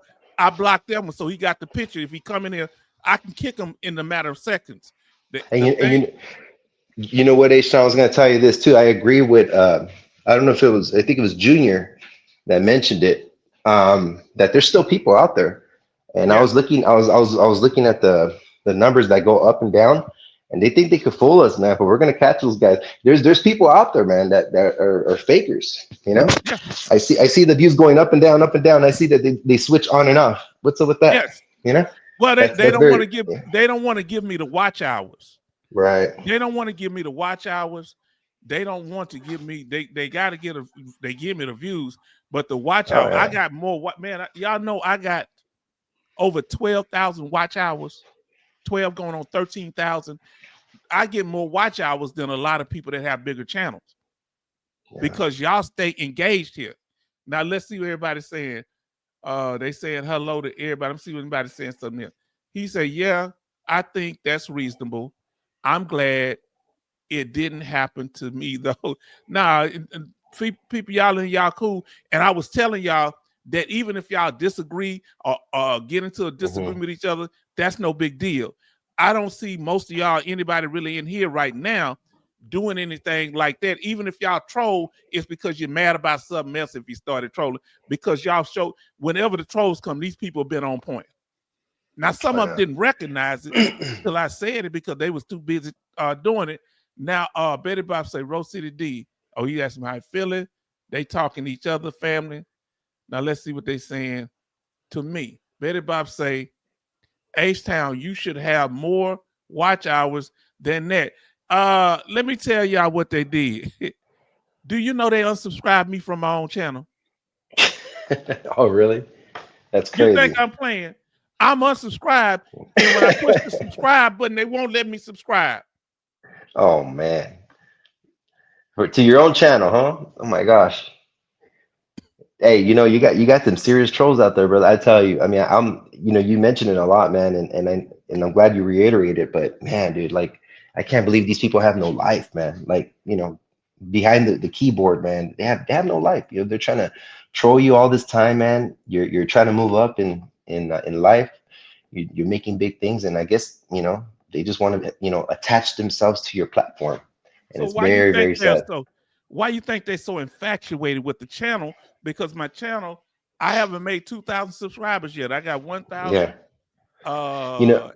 800 and is it what I got? 1,800 something. Oh, really? Okay. Yeah. I'm Why? close to 2,000. Yeah, you were at 112 at a time. Now you got up to almost 2,000. That's really good. And I think the reason why people are infatuated by you and like to make multiple accounts and they want to just like troll you and just leech off you and stuff like that is because you're the only veteran channel out there that goes live, unfortunately. And it's a double-edged sword because you're making it happen and you're giving people awareness and you're giving people the platform, but at the same time, you're going to have these trolls no matter what. So I think, I don't know if it was Junior or Jordan mentioned it earlier about you doing some sort of, I guess, like an agreement, a consent before going into somebody your channel. did that. Yeah, some people do it. I'm working on studying on that when I get the time. I started with this one where they have to be in there 5 days. So the people that unsubscribe, they can't even come to the next one. They got to wait Right. until they're here for 5 days. And if they unsubscribe, the 5 days start all over again. This is Right. without me. This is something I do before I come on the live. Now, let me ask you in the chat, and I'm going to ask you specifically, my brother Dogface Soldier, what Yes. keeps you coming back to the channel? Everybody in here, Betty Bops, hold on, MG Smith, Rose City D, Coasty, Charleston, Asuru, Black Ambrosia, if you're still here. Even our sister, I think I got pretty much everybody. Love. Tell us, Junior, why do y'all keep coming back? Why? You always, for me, in my opinion, and I don't know about the other subscribers, but you always bring up some good content, man. And I think that's what it is. You're very interactive, and you bring it straight to the table, man. Like, hey, if you have any questions, I'm right here. I'm transparent, and transparency is the key. And with your personality, man, and you're gonna go places with this channel. And that's the problem, man. It's like I said, like a double-edged sword. You're gonna have good people, and you're gonna have a lot of bad people, man. But not a lot of channels do that, unfortunately. Like I can't even think of any other channel that does. Everything is pre-recorded. Everything is like other people mentioned, super chats and all that type of stuff that you have to pay just to get the question answered. So you're very direct and very interactive with your subscribers. So that's a key point right there. And the only issue is, of course, with being an open, I don't know if I say open mic, but open comment section that anybody could just come in. You're going to have a lot of traffic, and with that traffic comes with those type of people, and that's what you're dealing with right now, unfortunately. And it's not good, brother, because you're right there spitting out information, and we have other people that are opposing your intelligence. It causes division, and we now, don't want division here, man. What I don't have a problem with, if them disagreeing, family, I want y'all to disagree. I don't want bad faith arguments. Don't say that you don't have to have evidence for a claim unless you can explain it. So I didn't tell the guy, I didn't say, hey, don't come here with that. I say, explain it. The reason I got rid of the other people, because they just wouldn't acknowledge I was talking. That expert troll he never agreed to rules. He just thought he was all that. And so, and the other guy just disrespected and ran off like a coward. So they do it in slick ways. Now, we haven't had really no problem with that since for the last 3 or 4 weeks. And that was just one thing. I'm just very hyper vigilant. Now, my question, let me ask you this here, brother. Do you think it's ever going to get to the place on YouTube where people are going to want to be more interactive with channels? Or will it always be like this? And that's a good question to ask. A lot of people are probably thinking about that question by thinking, okay, if I have it as an open platform, what's going to happen? Am I going to have to monitor? I'm going to have like we mentioned earlier, people that are monitors, and they just check for you. And I think that's the only way that you could do it later on in the future, that you have more subscribers, because you're going to have a lot more, like I said, more traffic, and you're going to have a lot more negative people coming in, and try to disrupt the channel. So I would highly recommend, if you the more subscribers you get, the more monetization that you have to start implementing in your channel. Now this and is it's what going to help. This is what I want to do, family. I want to have it with my core people, because y'all help give me content that y'all come in. Listen, y'all listening to me? Y'all come in and like they were saying, number one, everybody who come in has to agree to the rules, right? Number one, I'm gonna have that before they come up. Some people do it. You was telling me about a boxing channel, I think, one time. So again, on top of that, certain of y'all that's in here, y'all have a track record. We'll be able to handle thing. And if anybody new want to come in, they gonna have to come in. They gotta verify themselves, and we gotta watch them over a protracted period of time. Now, MG Smith said, H-Town, you're real. You keep the conversation going and engage with us. Now, that's interesting. So it's not stale. In order to do something like this, you have to be able to monologue. Do you see that our brother here, he know how to monologue, how to express things without being boring? Let me ask you this, brother. If if somebody was to ask you, you know, you told me about this H-Town. Why should I go over there? What are they doing that would help me? Not just me, but what is it that the channel does with the way we interact, brother? What would you say? Well, you have a you know, I want to say it like this, but you have more of a personal relationship with the YouTuber in contrast with other YouTubers, you know?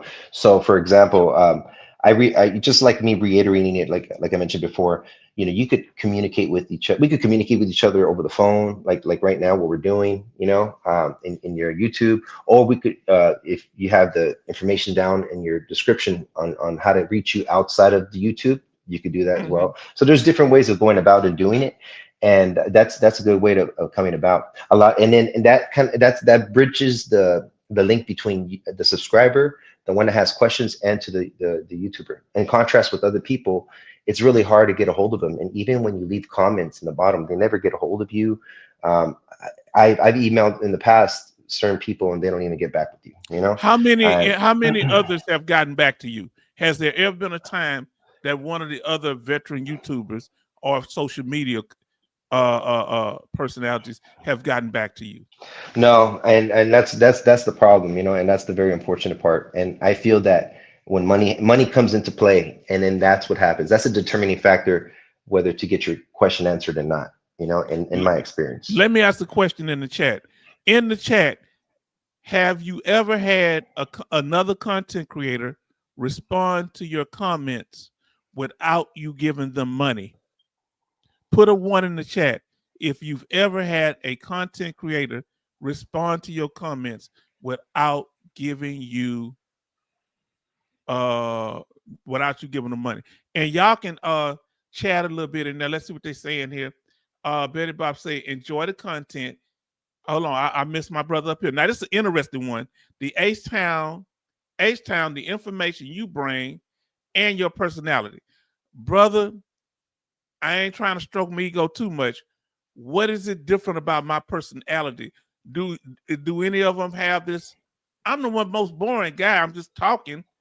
But what is it about my personality? Because I don't see it. I'm gonna be honest with you. You got interpersonal skills, brother. I wouldn't say you're a lot of an extrovert, but you have that, you know, approachable presence in you that a lot of people can't do.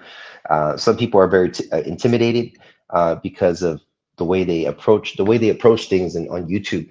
But the way you are, you're very approachable, and you just want to be as transparent as possible. You know, you want to break those doubting barriers that a lot of individuals have, and just to come forth and you know, relax and just ask the question, you know, and don't be afraid, because a lot of us are in the same boat. I was in the same boat. I was afraid in the beginning to ask any type of questions, but you know, you broke down those barriers. Hey, you know, all of us are family, and like I said, there's a lot of constructive, you know, criticism sometimes that needs to be done if you're going the wrong path, you know, and you do everything, brother, and I like that, man, being very approachable. So what gave you that confidence that you could have some trust? Did you see me interacting with someone else? What was it? How long did it take you? Another question I want to ask you, and I'm going to be quiet. Yeah. How long did it take you to actually start speaking or interacting in the chat? Yeah, almost immediately, man. When I saw your channel, you know, the comments were live, and I just posted up a comment, and then you were, you know, at the time, you know, reading one by one, and then you answered my question, because it was a question that I needed to be answered that other YouTubers couldn't do, and you did it right away. And I said, okay, let me try it again. You know, maybe there's another question I want to ask, and another question, and you know, so things like that really help out. And another thing too, I think you put in your description your email if you were able to at one time. Yes. And then I was able to reach out. Okay. I still got it channel. Cool. So I was able to do that, and you got back with me right away. So things like that, man, that really helps out. And like I said, it bridges the gap between, you know, the subscriber and the YouTuber when you feel like there's a big barrier between, you know, that aspect. So that's good, brother. You know, that's the reason that's what I saw. And your biggest reason for not connecting with other content creators is that they don't get back to you. Family, y'all, let me let you answer that, but let me know your biggest issue with other veteran YouTubers or social media content creators. Is it because they don't get back to you, or they give you false information? You don't like their attitude? What is it? Let me know. Go ahead, brother. And I was going to add in another thing too, brother, that with these perks that we as subscribers have, the trolls and everything, they have to understand that they're ruining for the rest of us. If this continues to keep going on, what benefit are you going to have now? Because now it's going to undermine your channel by going forth and letting this happen, since you're getting a lot more subscribers. And there's nothing bad about, kind of straying away from the conversation, but when you're posting up slides and you're trying to keep everything, in time, and you don't want to linger it off, and it's gonna affect a lot of other subscribers that are interested in the topic and that want their questions answered. And when there's people that are just not making sense in their comments and just bringing up some random stuff, they're doing subliminals. You know what I mean? And it's messing up the momentum. Exactly. And that's what hinders the channel. And a lot of times, that's what's gonna have to, you're gonna have to take those thorns off, you know what I mean? To get that rose, you don't want to get thorn, and those are the thorns on that rose, you know what I mean? You got to let it blossom, but without those thorns. And that's what the trolls are doing, man. So if anything, man, hopefully it doesn't continue, because like I know your channel is doing well, and you're one of the only channels that are able to do this, but it's gonna affect it for the rest of us if you're gonna have a lot of people like this undermining we're gonna your make channel. it happen now. I've already started making moves, and I've been listening to what y'all saying, so I already did one. Then when they come up with foolishness, they gonna just get. I'm gonna just block them on up out of here if they ain't talking with sir. sense. I'm gonna just get them. I can block them quick. Yeah, exactly. I think you mentioned your channel too, brother. To monitors. I don't know if you could find a way to do that, man. But when I'm on, brother, put me as a monitor, man. You know me. I'm out here live, and anybody that wants to be monitored. Yeah, and any reliable subscribers that want to do it too as well. I mean, I would highly recommend, just like in your other video. I don't know If who you would mentioned like to be considered to be a monitor, where you make sure the chat is clean and clear, put an M in it, or send me. Now do this here. Send me an email. Send me an email to htownvetnorthside@gmail.com. Okay. And I was gonna add one more thing, brother. To be a monitor, though, I would highly recommend for you to see their face, just like someone else mentioned, and also for them to chat with you. They have to have time to chat with you, because anybody could be a monitor, but that person could be a troll and a monitor at the same time. You know what I mean? That's why I say email me. I'm gonna talk about all that behind the scenes with them. Now, Sister Betty Bob say, enjoy the content. You answer questions live, and you let us share out VA personal experiences, share our VA personal experiences. That's what you always said, brother, that we can help each other. It is comfortable that we can relate. Now, let me tell y'all something. Everything I don't say is totally correct, because sometimes they change rules. So when it came, I didn't know. Like I assumed, and that was my mistake. I'm usually very thorough, that they had a test for tinnitus, but they don't. Now let's see Betty Bob say, okay, she's speaking to them and they talking to each other. Okay. Let me see. Okay, they talking. Now let's see what Coasty said. Now listen to what he says here. You're a very likable person. You don't just talk, you joke around while still providing information to vets. How is that possible? Yeah, you like what he's mean is like you have a good sense of humor. You have a sense of humor of approaching the questions. You don't make it robotic. You don't make it like boring. You have everybody kind of get involved. And that's what really helps out the channel with that. A lot of people just very direct. Yeah, and they're not really enthusiastic. You know what I mean? Well, they're not enthusiastic. So they just like whatever. Just like real robotic. Here's the information, and take it or leave it, and forget your questions, unless you pay me. Unless you pay me. Now, I hope me coming through will change the game, and people start opening up and trying to talk to other people. Anybody, family in here, if you feel like I've ignored you, you can let me know here. I ain't got no problem. Or if you'd rather tell me in an email, come on and email. The email is what you see back there without the $ and all lowercase. to the right there. I don't know what it is on y'all. It's it's H-Town Vet Northside. Yes, indeed. So, and our sister say she'll email me. Thank you. Now that's amazing. He said personable. You say I keep it flowing. And like I say, I got to deal with, and I thank you, Junior, Betty Bob's, Bionic Woman, for telling me how to keep things going. And showing me how to just keeping me. I need y'all to have my my six, man, because when we out here. I was going to mention one more thing before I forget, brother. We definitely encourage people to get on live. Betty Bops. I know you mentioned about that, but go live. So you can assist H-Town. Any questions you're out there? You might have more knowledge on certain aspects that H-Town might get off. So information. Yeah. So I would love to see Betty Bops go live. Which one was the first one? You or Bionic Woman? Who came on first? I think it was you. Was the first person to come up. Yeah. What made you do that, bro? Hey, you know what? I'm an extrovert, so I don't mind public speaking if I have to, but most importantly to encourage the channel, man. Like I said, it helped me out a lot. I got where I needed to be because of the information that you put out. So I just want to encourage other people to do that, and even if I have to go live and speak out, might as well do that as well. There's so much you could do typing. I might as well just do it right there live, and that's why I want to be here, support veterans, and if this is the only platform that I could do it, then that's awesome, so awesome. So why you feel so committed to the channel? Because you get the information, you give information. Why you feel so committed? Yeah, and it's funny how you mentioned it, because like a lot of people, what they do, and like you mentioned before, they get the information, they use you, and they abuse you. You know what I'm saying? They leave, right? They get it and they said, I'm gone. But that's not the concept of the channel. It's a community, and I think all of us need to be there for one another, and veterans and veteran families, to help each other out, because you want to be where they want. You want to be where you want them to be where you're at. Yeah. Did you hear? Hold on, you got to stop right there, family. Eventually, I want to see you with your channel, and I want you to do better than me. But you better keep coming to see me too sometime when you ain't doing video. Now listen. Yeah. Now look, that's what I tell my daughter and my other daughter. Don't be me, be better than me. And see, that's what we want. Hold on, let's see what love. Say each time we all have enough experience to help each other out.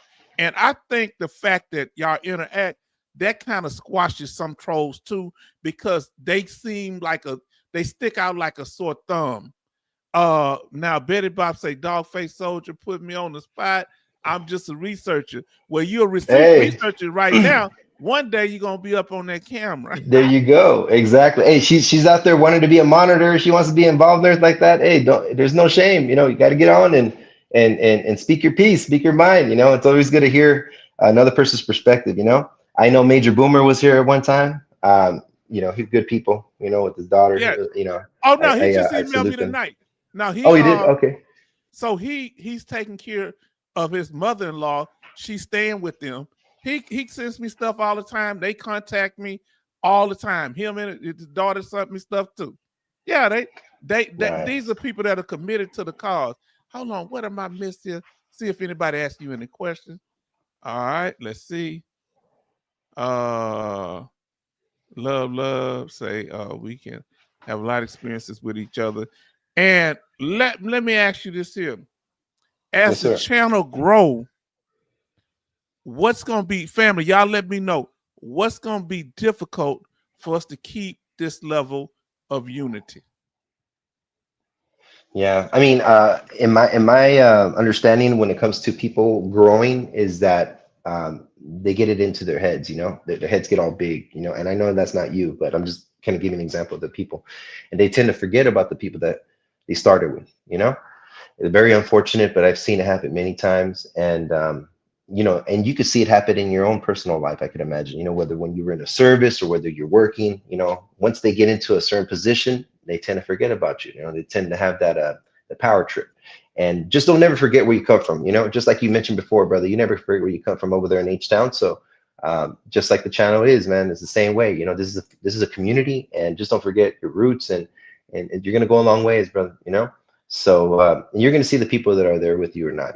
So all that combined. I'm seeing them now. Betty Bob said we have 15 likes and 13 here. And that's good. Now, and our love says it's a place where we can connect with each other and H-Town.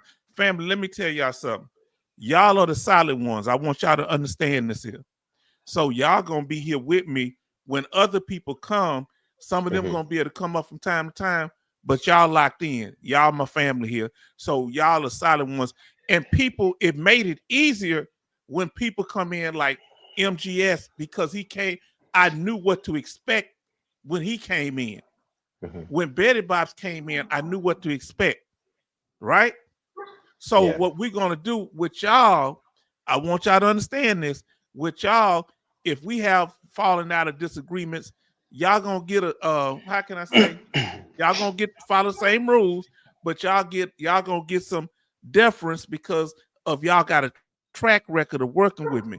That Mr. Troll, I never trusted him. That Mr. Troll, I never trusted him, but I didn't know. I was learning. I wanted to know who I was dealing with. Cause if I would have just got rid of him when I saw some shady stuff, y'all have been white. Well, he got rid of him like that. He'll do me like that. So I had to flush out my rules. I had to flush out what was going on because I didn't know. Have you ever been in an experience where something was happening to you, but you didn't really know how to articulate it or how to respond to it? Oh yeah, definitely. You know, there's been a couple situations in the military that that you kind of get intimidated by certain, the rank structure and everything like that, and you just have to overcome that, and it's all psychological. And also, brother, awareness is the key. And I'm glad that you had that awareness. You had discernment to figure out who was with you and who was not with you. A lot of people don't have that intellect, but we got your back too, brother. We'll see what's going down too as well. I'm sure there's other people in the chat that know that there's people that are false and they're trying to undermine your channel. So that's good, They watching, you watching, I'm watching. I'm even watching me. Yeah. Because I can't get Exactly. no big head. Because could y'all imagine me getting a big head and then start acting different with y'all? That's not cool. No. You're gonna say who's Betty Bops? Who's Dogface? I don't know who these people are. You know what I'm saying? You're gonna say we the ones that made you. I said, yeah, I'm gonna get back with y'all. Yeah, you right. I'm sorry. Now look, now brother, anything else you want to say? Let's see what our brothers say. H-Town, let's see what MG Smith says. H-Town, I think we're all here to help each other, and we will learn together and listen. And y'all behavior shows that. And Kevin Colbert Sr. Say, I truly believe that the information is solid on this channel. The real will stay and the fake will fall off. Come on now. Now, come on. The fake will fall off. Now it's gonna be some stalkers that try to hang on. Huh? You still might have a bit of that. That's yeah. Now, But hey, go ahead. go ahead. I want to hear you. Go ahead. Yeah, but hey, in all due time, man, like I said, good always prevails over evil. Let's just put it that way. In your personal opinion, what do you think the troll's ultimate goal is? To get attention, to destroy the channel? A lot of them, the ones that you mentioned in the past, they're there to undermine the channel. Yeah, maybe destroy it, take your influence away from you. But a lot of people, man, they have no the trolls, man, they have no identity, bro. Like they think it's a joke, and they're gonna act like everything is normal, and then they come up with some subliminals. They come up with some random stuff, man, and then they come back normal again. You know what I mean? It's just weird. Man. It's a psychological issue. Yeah. It's like the devil. Dr. Jekyll and Mr. Hyde. Yeah. It's a psychological issue, man. It's one thing that they don't have, family. I bet you the last live, they don't have credibility. Right. I can't lend you my credibility. I can't vouch for you like that if I don't know you. If you're not a known quantity, I don't know. My name is my name. If you ever watched that movie, The Crucible, it was about the Salem witch trials, and Daniel Day-Lewis, he hadn't played in a lot of movies, one of the greatest actors ever. This man, you would think he's the person. he played in that movie, and they was getting ready to burn him at the stake. They say, Mhm. well, just confess on here that you did, and we'll let you go, that you were conspiring, doing witchery. He say, no. Yeah. The man say, why not? All you do is sign it. He say, because it's my name. He say, because I can't have another name. And I would have to Man. live with my name being tainted. Come on now. Now listen to what our brothers say here. They talking to each other. He say, H-Town, we watching. Hey, Remember that hey, song? hey, tell Charles was it Charleston? Time to go live. Yeah, we're gonna get he's Charles. always here. Let's get him live. No, we're gonna wait till we ain't gonna put him on the spot. Whenever y'all get ready, y'all gonna show up. Listen, H-Town, better about say, I'm always busy, too busy to stalk you. When have you ever heard of a stalker being too busy? They make the Yeah, time, don't they? they Now, make the they make the time. Though. That's the first rule of a stalker. You got the time, huh? Yeah, it's true. Don't you supposed to be at work, stalker? Yeah, I took the day off. I got comp Oh time. man. Wow. H-Town have a problem. No, you getting rid of bad apples. Good riddance. Do anybody feel sorry for the trolls at all? Should I have Hey, them be able to come back? Because some of like I them meant, keep. yeah, like I mentioned to you before, brother. There's these channels, man, that have like 200,000 subscribers and they go live, right? Other topic, this is not like a bet channel, like a Yeah, boxing yeah. channel and the moment that they see a troll, they block them. You get these monitors that out there say, hey, block them, and hey, that's it, they're done. Even if they have multiple accounts and they have to make multiple accounts and they still get blocked because Well, they that's slip what I'm up. doing now. But that Yeah, one guy, some of them don't do it straight out. Like right. Sergeant T, it looked weird. His channel looked weird, and he was talking our language, and Yeah. then he slowly. It took, and I ain't trying to put him on blast. Junior, a mess. Junior, I know he had to be doing this. I'll be quiet because I ain't gonna mess up your strategy. But Junior, I gotta say something. Junior, say, so you help veterans with their benefits, right? Yes, I help them, and I don't charge them nothing because I had just Yeah, said I heard something of this. about charge. I say, boy, he's parroting what I just said, I and he tell you, say, man, it's scoping. People are scoping out there, man. It like, man. they trying to jockey for position. We call it, huh? Right. Now, let me ask you this here: what do you feel about what's going on with Doug Collins? Do you think he's trying to cut veteran benefits, or do you think he's just a whole bunch of hot air?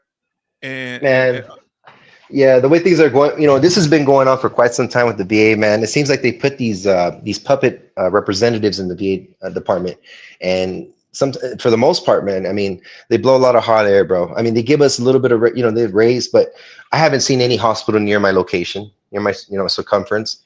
I live about wow. I live an hour and a half away from the VA hospital, the emergency, and And the I know clinic they is got about, yeah. the clinic about how far? If the clear is about like 30 minutes. So I mean, and then another problem is that I've communicated to a lot of hospitals that are not military friendly. They don't abide with military. I was surprised. I'm like, oh, so you guys are not like, you don't work with the VA? And they say, no, we don't work with the VA. You I'm talking like, about what's up with military that? installation? No, just normal hospitals. You know how you could, Yeah. be affiliated, like Yeah. urgent cares and all that type of stuff. So when you go to an urgent care, they have to be VA affiliated, and a lot of them are not. I guess it depends on the state, but being like for me, California, I mean, it's a big state, wealthy state, so they have no excuse, So that being said, yeah, go ahead, man. Oh, I want to say this, family. How long does it take you to get to the VA hospital or clinic that you go to? All right, for the clinic, it takes me, I put C for clinic. It takes me about 20 minutes, 15 to 20 minutes. Take about 20 minutes. Let us Okay. know. And that's a clinic, like an emergency room, or just like an No, urgent like care. a VA clinic. It take me about 20 minutes. Now to get to the VA hospital, it Right. takes me a good 40 minutes to 45 minutes. 45 minutes to if Wow. traffic longer than that. Because I'm in the Houston area. So now Yeah. Kevin say 15 to 20 minutes. How long does it take you to get to that clinic, brother? Not the hospital. How long? Yeah, like 30 minutes to get there to with me, where I'm at, to a VA clinic. Now I could go to like the affiliate ones that are a little bit more closer. I would say 20 minutes to affiliate, but a VA clinic about 30 minutes. And an emergency room, like a hospital, takes me about an hour and some change because it's off the 405, so it's a little bit more longer. Depends on the Oh traffic. Lord, that's Yeah, not yeah. So good. it's right off of the Wilshire. So it's a distance away, and then with give or take. So I would say the VA has to implement much more hospitals around your locations. I don't know, man. Like I just feel like they're holding off a lot of money. Just like you posted up a couple months ago, if I'm not mistaken, they didn't know where that money was going, right? No, And that they really couldn't account disturbed for you. it. Didn't that disturb Yeah, you? Now let yeah, me it ask did. y'all. Let me say this here. So MG Smith says about 5 minutes to the hospital and Mercersboro 45 minutes. I guess that's to the clinic. Let's see, they're talking to each other. Let's see here. I told them put "et" when they talking to each other, so I don't do it. Look at this man Yeah. say, I don't trust the secretary of the VA. All puppies. That's what Charleston says up in Pennsylvania, 25 minutes. Let me ask y'all, the ER, the emergency room, how quick can you get to an emergency room using your VA benefits or what, dealing with that? Same here. Okay. Coasty says 20 minutes to the clinic. He's in Massachusetts and an hour to the hospital. Wow. That's the same with me. An hour to the hospital, almost about 45 minutes to hour, and about 20 minutes to the clinic. And I got 2 clinics I can go to. One of them is about 25 minutes, the other one 20 minutes. Another thing that gets me, dude, and I don't know if I'm misinterpreting what they do there, but 72 hours notice, brother. I mean, really, you have to give the VA 72 hours notice. Let's say if you're unconscious and you have your next of kin, but I don't know, man. There's a lot of turmoil going on when you're into an accident or something. Let's Heaven talk forbid about something that. happens. Yeah. Let's talk about that. One congressman, I don't know if you watched, you was on that live we did of Congress. He was trying to pass a bill that you had 72 hours after you got out of the hospital. He brought up the point that you said that if you unconscious, you may not be able to go to anything and your family may not have the information or know who to contact. Right. So he said 72 hours after you get out of the hospital because you might be incapacitated, as you said. Right. And if you're trying to save your life, you got time to be calling the VA. And ain't no conversation. Oh, look, Dennis says 30 minutes to the clinic. That's kind of far, Dennis. Now, you live in a rural area, Dennis? Now, listen to what Kevin says. The ER and hospital is in the same place in downtown Memphis. Is that practical? Who in here has their clinic and hospital right by each other? No, not me. Now, Betty Bob say that the hospital, that's where the emergency room, 20 to 30 minutes. Wow. Let's see what they say here. Rose City D say the hospital ER, the same location, 20 minutes. Now, let me ask you this here. Have anybody in here ever had to go to the emergency room? Do it with an ambulance, or you had a family member do it? So what would you do being as far out as you are, brother, if you have an emergency, a medical emergency? I would have to. Yeah, I talked to my wife about it, and worst scenario, we're gonna have to go to a local emergency hospital that's close by here where I live. And Did then you do tell her the. to notify the VA? Yeah, I did, prep her just in case something happens, and give her the contacts and stuff. It's all, all right there in my phone and her phone. So in case something happens, she has it. But yeah, I mean, just to go through the whole process, it just sucks, and then going through a different hospital. I don't know how the procedure is because I've never done it, but that's something that I would have to do because of my area, my circumstances. Family in the chat, and you can tell us too. What are some of the things you need that your family members need if you as a veteran or have to go into with the paramedics? What documents or things do they need to take your family to make sure they have so the VA don't charge you for that? Can you think, brother? What was that again? I'm sorry. What documents do you need if you have to go to the ER What do Yeah. you need to tell your family ahead of time that they should make sure they take with you? You know what I would say for them or for me. If it's for them, I would say driver's license, like identification. Also always give your spouse, your parents, the 24-hour contact number, and that one That's really helps good. out. Yeah, that's what I did with my wife. I gave her the contact number for both. I think it's urgent care and emergency, and Okay. yeah. So So in make case sure it you they. have form of Mhm. identification and the numbers. Family, that's good. And Kevin brought up a good one, the VA card, that VA medical card, because they're going to charge you on that ambulance. You need to let them know that you're a veteran. Right. So they'll Exactly. know. Now, let me Exactly. see. So Go ahead. so pretty much that's what it is. Just in case if something happens, they have the contact. So in case your phone breaks, you get into an accident, heaven forbid, and the phone flies off into the river. I don't know where. The Rio Grande. I don't know. You your parents or your wife have the contact number, and they could be your pretty much spokesperson. And keep your medical card and your contact information where they can get to the ready. They have Right. so Coasty asked H-Town, did you have a clinic? Does your clinic have an ER? Mine does. Anybody in here clinic have an ER? Mine, I don't think they do. I don't think like an emergency room, y'all. Do y'all? Yeah. Clinics usually don't. I mean, some do, but mine's don't. I mean, if you get a broken arm or something like that, if you have to go to the emergency, you're gonna have to go to the one in my situation, Wilshire, which is an hour and a half away.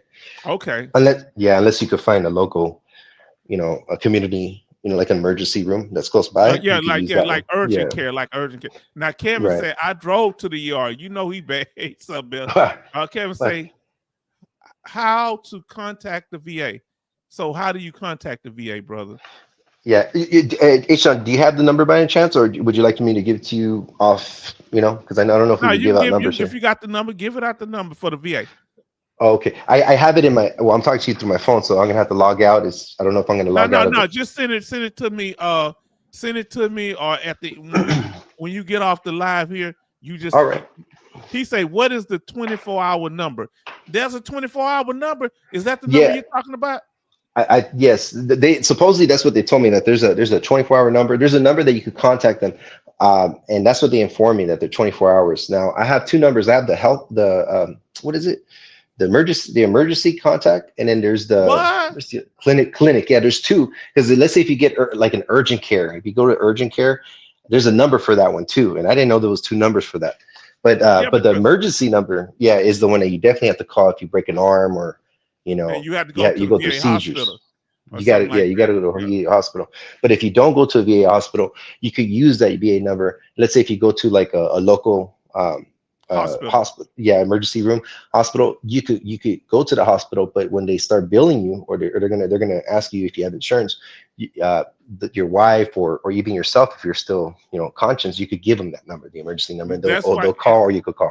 And you need to have that card too up to date. I found mine, but it ain't up to date. It expired last year, I think. I got to get that card right.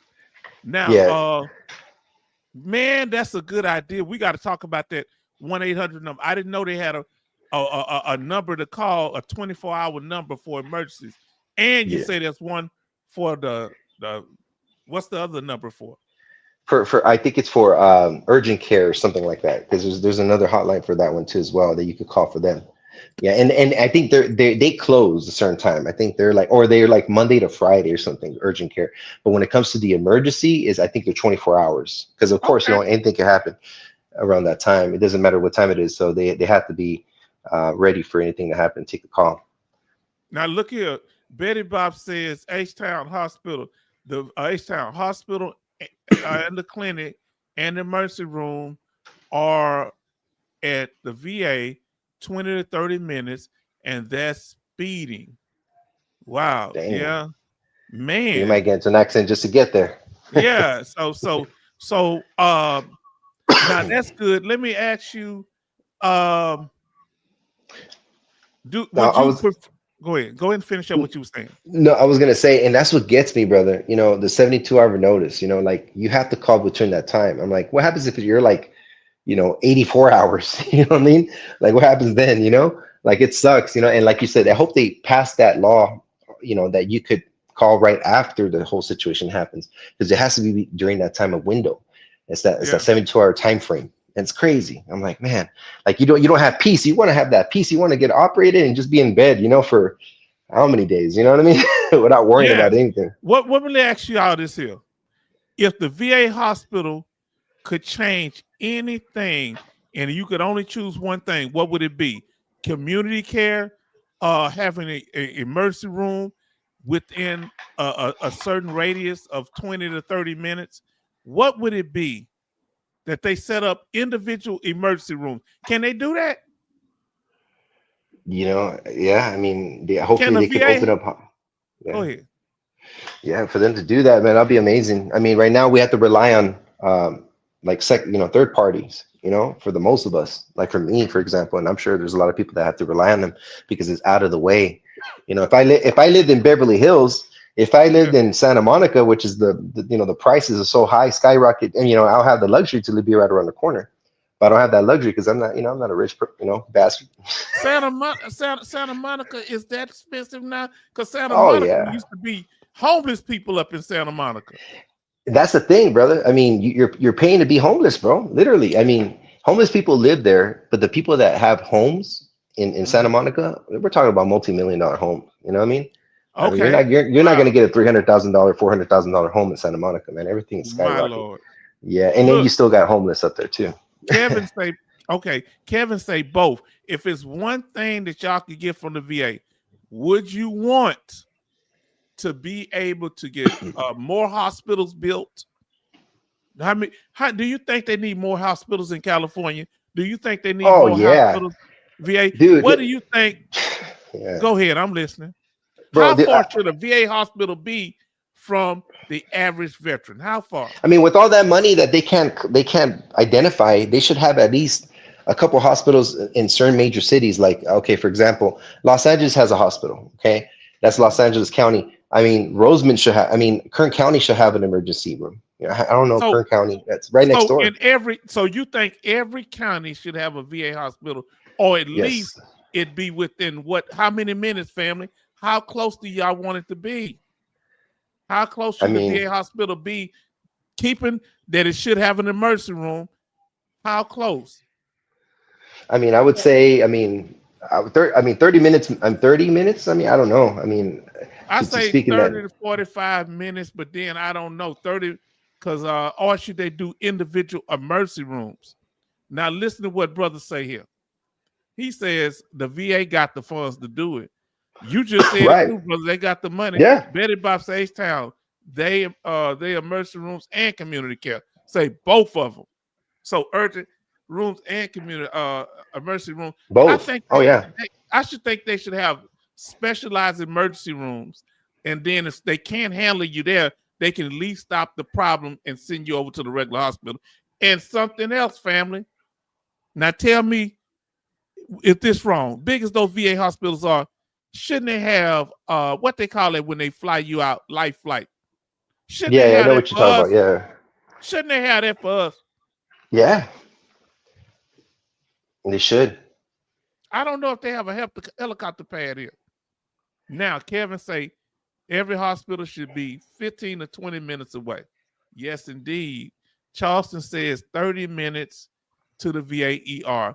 Yes, nothing more than 30 minutes. Nothing more than 30 minutes. And they should have life flight. I think they should have life flight. Now, let me give you. I was before I forget, brother. Let me tell you something bad about the VA too. They don't monitor their hospitals, neither their clinics. And I had bad experience. I've gone to a clinic that's I have to drive 30 minutes away, but there's one that's a little bit closer to me, right? And they don't, even the people in the clinic that I'm going to say, I don't recommend you going there because they never answer the calls. For the VA employees to tell you, I don't recommend you go there even though it's closer because they don't answer the calls, they don't take care of the veterans. I mean, isn't there something wrong with the system right there, brother? Yes. You know what I mean? For me to drive 30 minutes just to be taken care of better than the one that's like, I would say 20 or 10 minutes. I would just give an example. I mean, just because they're not doing well. I mean, what's up with the VA? All those years has been happening. I haven't gone to the one close to me because of that issue. And you complain about it. No one does anything about it. I don't know if I'm the only one that's experienced it, but I mean, I know there's a lot of veterans that are going through it. I had Yeah, to. it's crazy. Let me ask So you what's this up with here. that? I don't know. Now that I don't know. Say it again. That last part you said. They don't what? They don't answer your phone at the clinics or the hospital. They don't. No, the clinic. Yeah, it's because we only have two major hospitals, but a lot of clinics. But the clinics are close to me. But the one that's close to me, they don't take care of veterans. They don't answer the calls. They messed up. You could look at the reviews, and the reviews are really bad. I don't want to put their name on blast, but I mean, I wish I could. But yeah. You remember I think Alaskan Ice, she has that website. Did you see it? Where you can get the ratings for every hospital. Anybody had it where you rated your hospital? Anybody got the rating for their hospital? You wasn't here that day. I don't think so. I don't remember, but it's a website where you can put in Houston VA and it'll show how many stars they have, what's the satisfaction, all that. But that's horrible, brother, for the veteran, because it's like, dude, I mean, that's more convenient for me as an example, and then I can speak for a lot of veterans that live in my area, but they don't even want to bother going there because they're irresponsible, they're incompetent, and the reviews say it for itself, and for them to have bad reviews and still no adjustments, and we're talking about the VA, man, that's bad. I mean, I could understand if it was a regional, right? If it was something that's like, community right here, but we're talking about the VA, we're crying out loud. Yes. And that's why I'm reiterating, where's that money going? There's no training provided if that's the case. That money is going to their pockets. Somewhere. So they're blowing smoke. That calling guy is blowing smoke. Yes, look what Betty Bob say. H-Town, dog-faced soldier is right. Yes, you are right, brother. Now look, he say, let me ask y'all a question while I'm reading this here and we interacting with our brother here. Can you get a heart transplant, brother, at the VA? Do they do transplants? Do they? Oh man, where they get the organs at?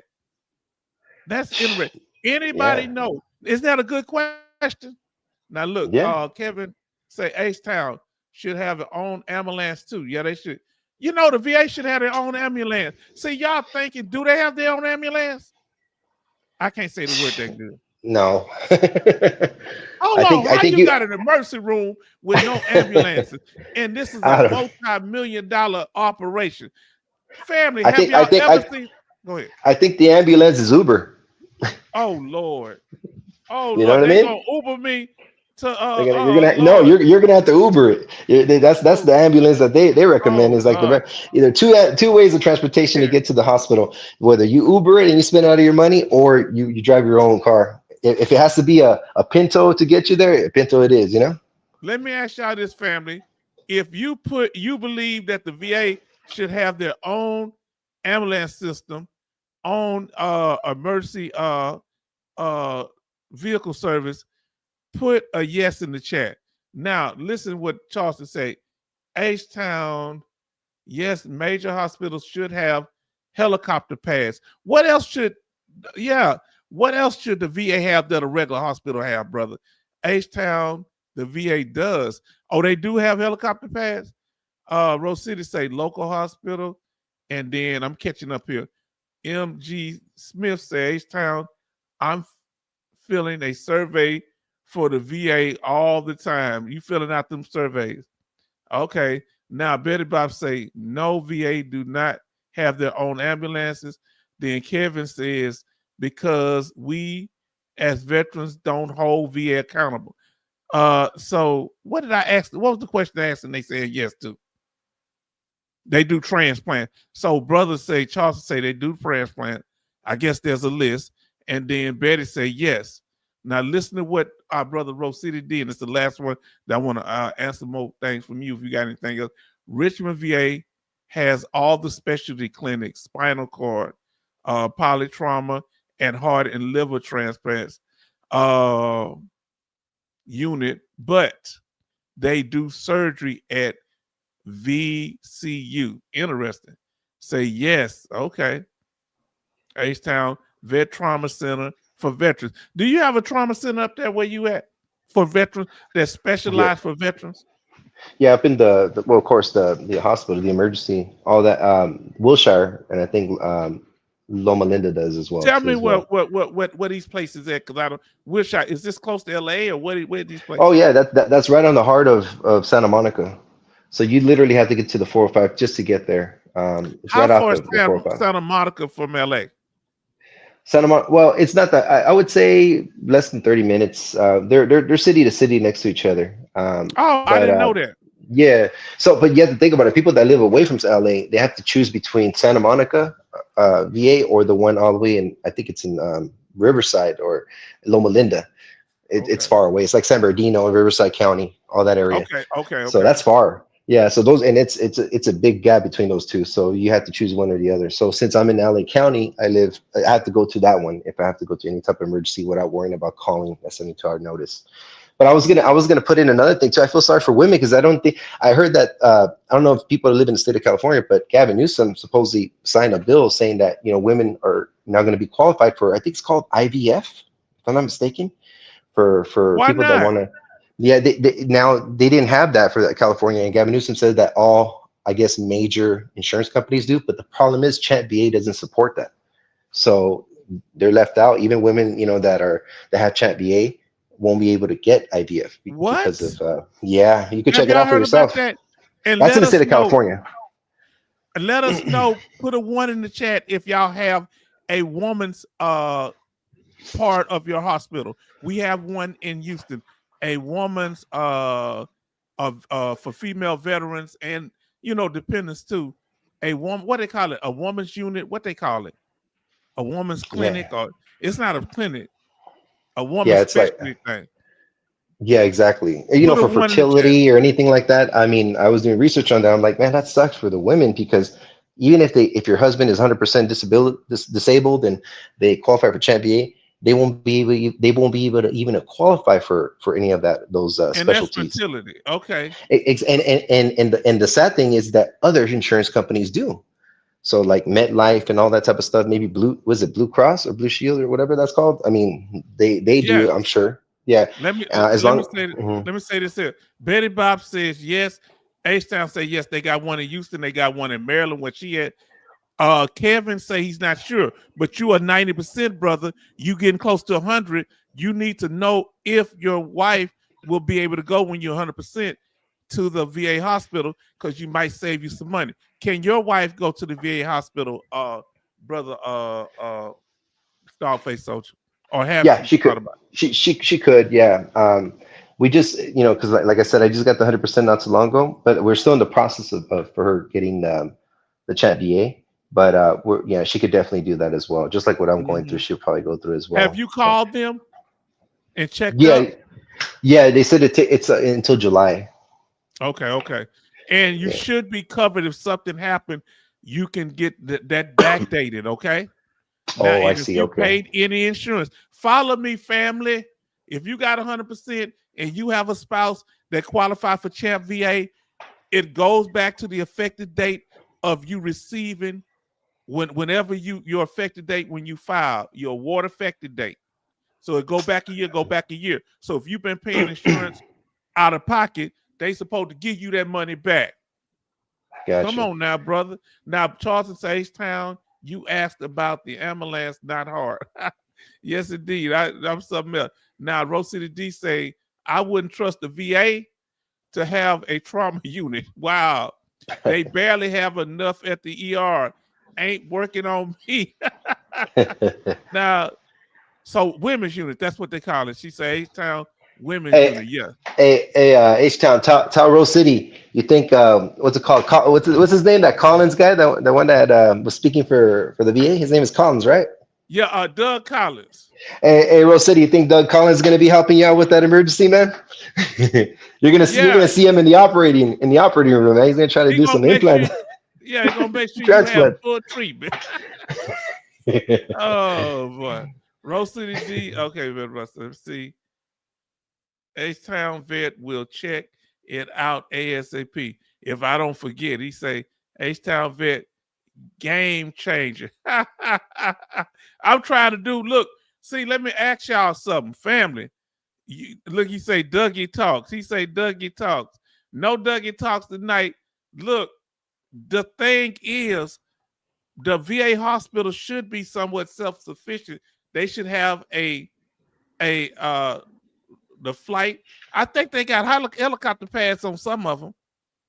Yeah, they should, man. I believe that the VA is kind of like an expensive restaurant. Everything is a la carte. God dog. God dog. Yeah. everything is separate, man. Everything is separate. And come on, if you're a hospital, shouldn't you be functioning together? What's up with that? Yeah. Everybody should be in unison with one another, especially when it comes to someone's health. You know, whether if it's affiliate or non-affiliate.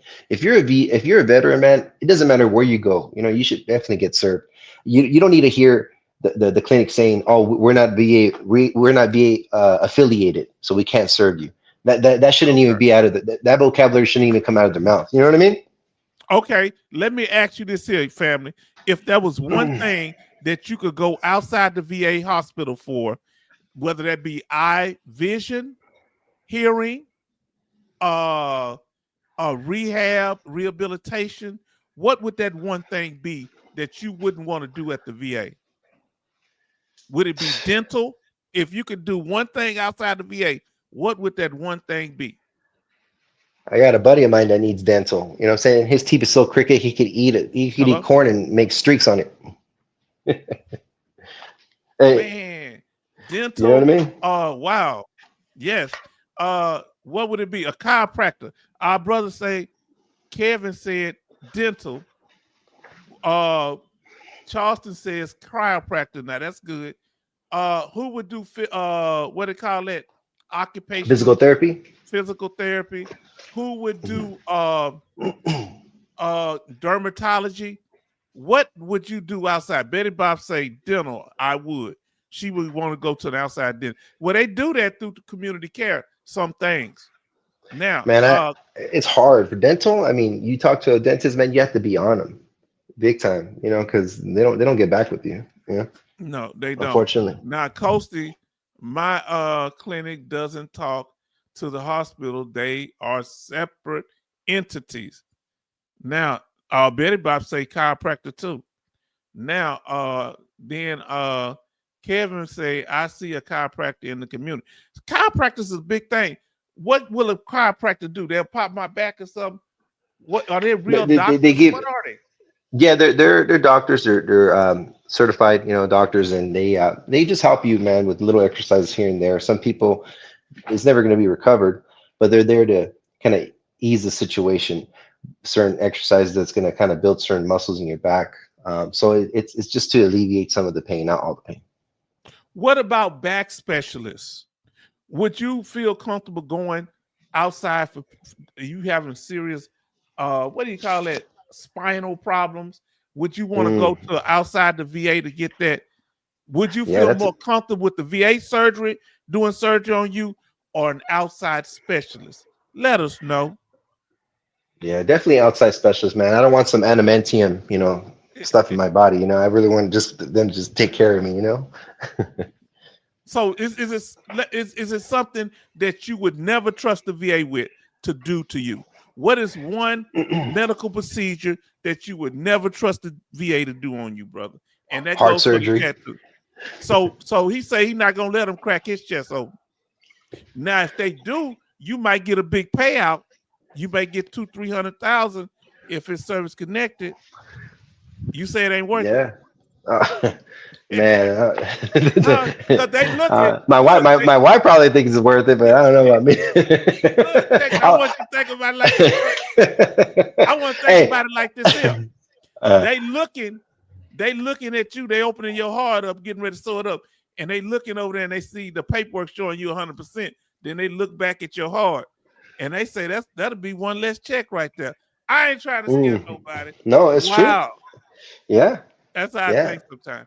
Now, Betty said, I see a chiropractor out of pocket. Yeah. I trust Betty said, and she say, can a chiropractor make your back worse? Coasty asked the question. Yeah, it could. Do they have chiropractors at the VA or not? You know, the one that I've talked to is outside of well, he's a VA representative, but but the exercise is outside, like it's over the phone, right? So he gives you exercise to do, and you go forth and do it. But yeah, man, if you do it the wrong way, or he does it the wrong way, he has to be very, very careful, because some people, like myself, have really bad back, so it could affect you.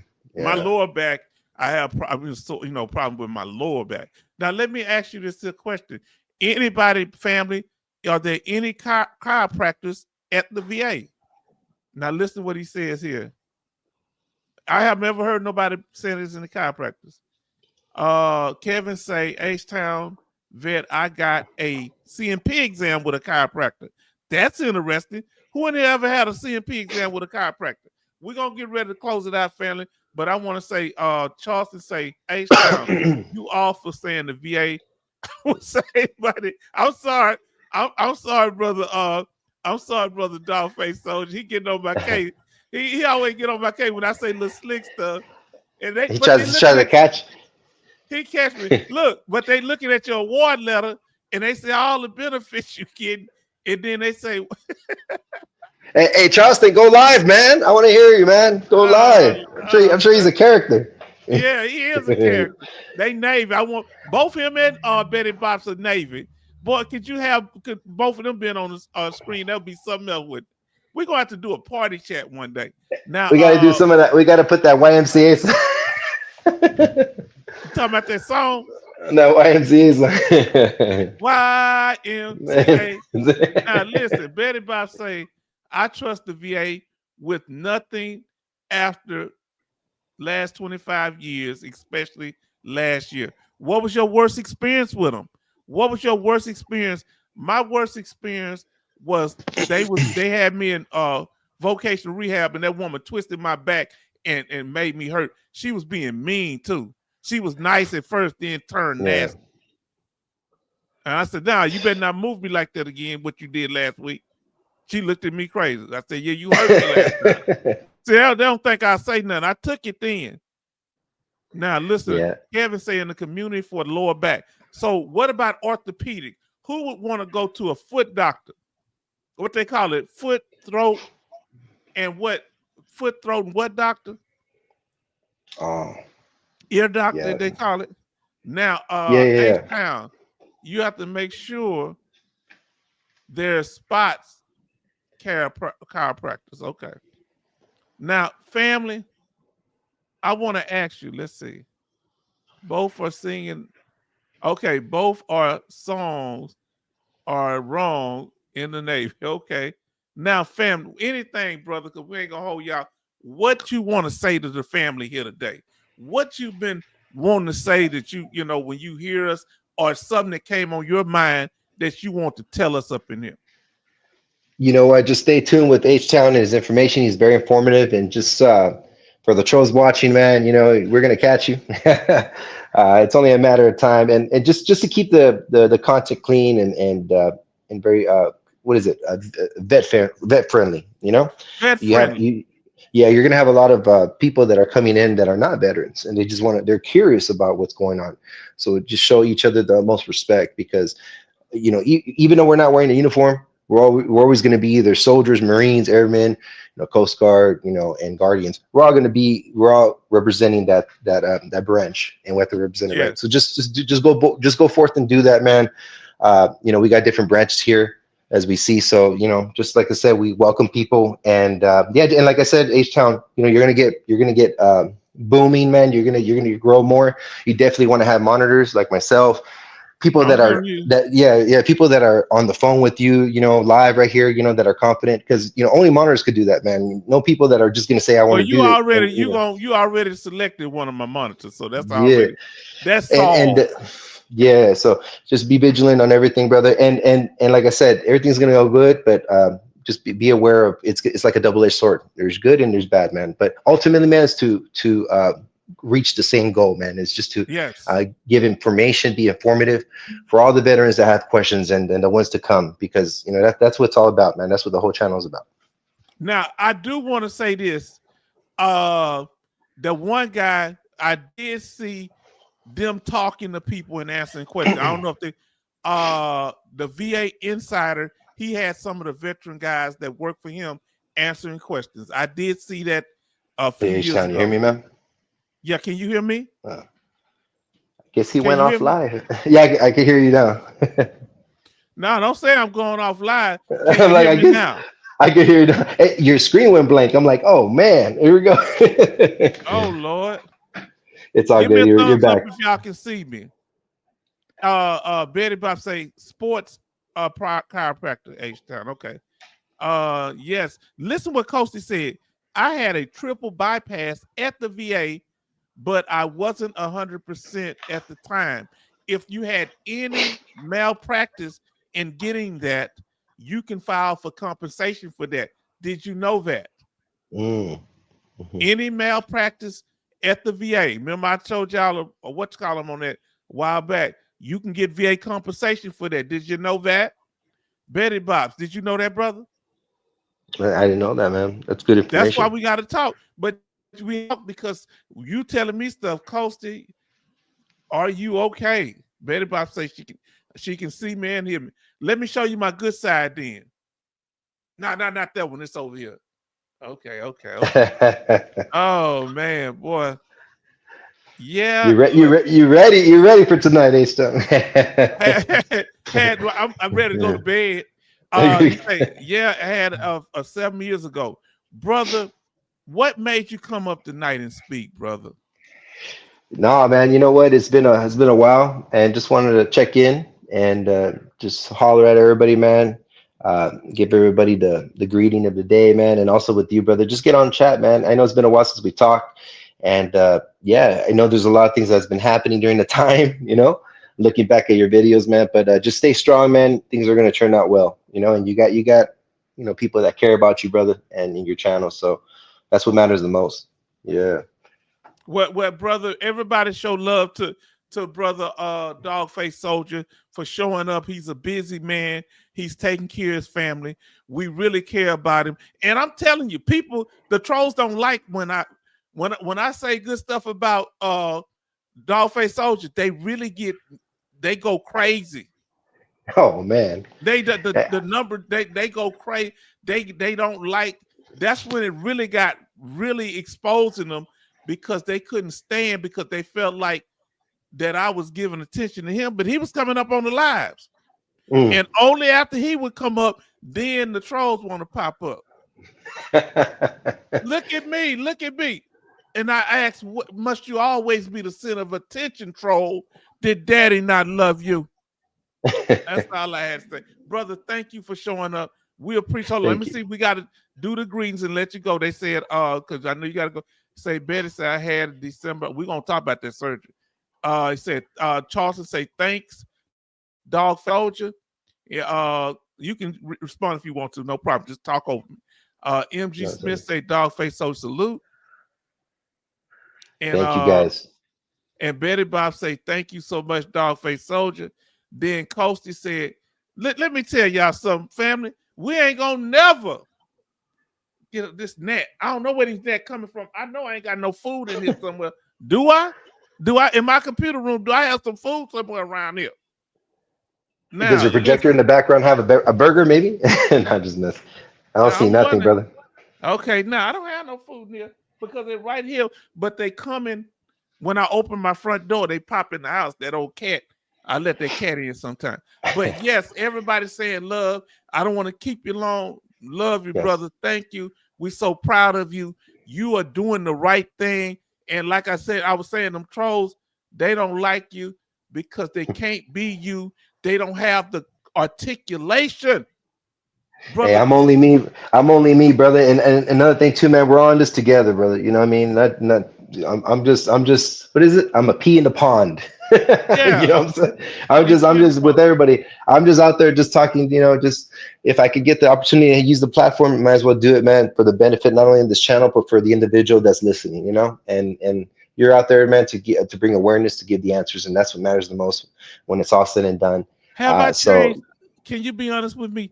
Have I don't be honest with me, bro? Please be honest. Don't stroke my ego on this. Have I changed? Because sometimes you may have to change, but have I changed since I first started? You know what, man? I'm surprised that you keep that consistent. Your consistency is the key. And I think I want to leave you off with that, man. Just stay consistent in what you're doing, bro.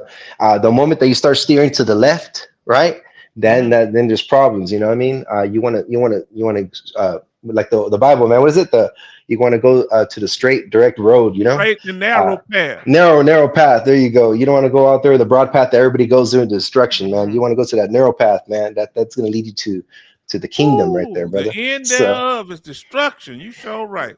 yeah, so that's what you got to do. Yeah, and thanks a lot, guys. Again, man, I'm gonna let you guys go, man. Thanks a lot, brother, for letting me in on the live again. And like I said, brother, looking forward to hearing other people, not just myself, go on live, man, and talk about their experiences, you know. And it's gonna build up the channel as well there too, man. I encourage anybody, man, that has a voice to go out there and speak too, you know. Definitely. And y'all got priority on that because y'all are the ones that stuck with me. So thank you, brother, and I want you to have a wonderful night. You too, man. Good night, guys. Good night, Shawn. Talk to you later, brother. Talk to you. Peace, brother. Yes. Oh, I almost hit the wrong button. I almost banned him. They got an option. You know, I got to kick him out. Now, brother, you right. That net, you know, when I had my drink last night, that joker keep coming in there. I killed one of them yesterday, but they over here breeding in my computer room. They just filthy. Now, he says H-Town under attack by gnats. Yes, indeed. I can't get rid of all of them. I'm a spray. I don't like all those chemicals though. Now listen to what MG Smith say. H-Town, I love my 2 cats. My daughter brought them in, but they love me. Yes, that's I started loving cats when I was about 8 or 9. I don't know why. I had dogs, but I love cats. A cat came there, and ever since then, I love cats. Kevin say, I would love to go live. Well, okay, we want next time we have our live stream, brother. I want y'all to come up because we've been on here long. If you next few times, whenever you have a time, because you're always here, I want you to do that. Family, any last statements? Because we're going to call, I ain't got that much energy and I'm hungry. Look, I got my vanilla wafers over here. Snack time. Uh-oh. Look, the box invisible. How did the box? I turned the sideways. The box invisible, family. Isn't that weird?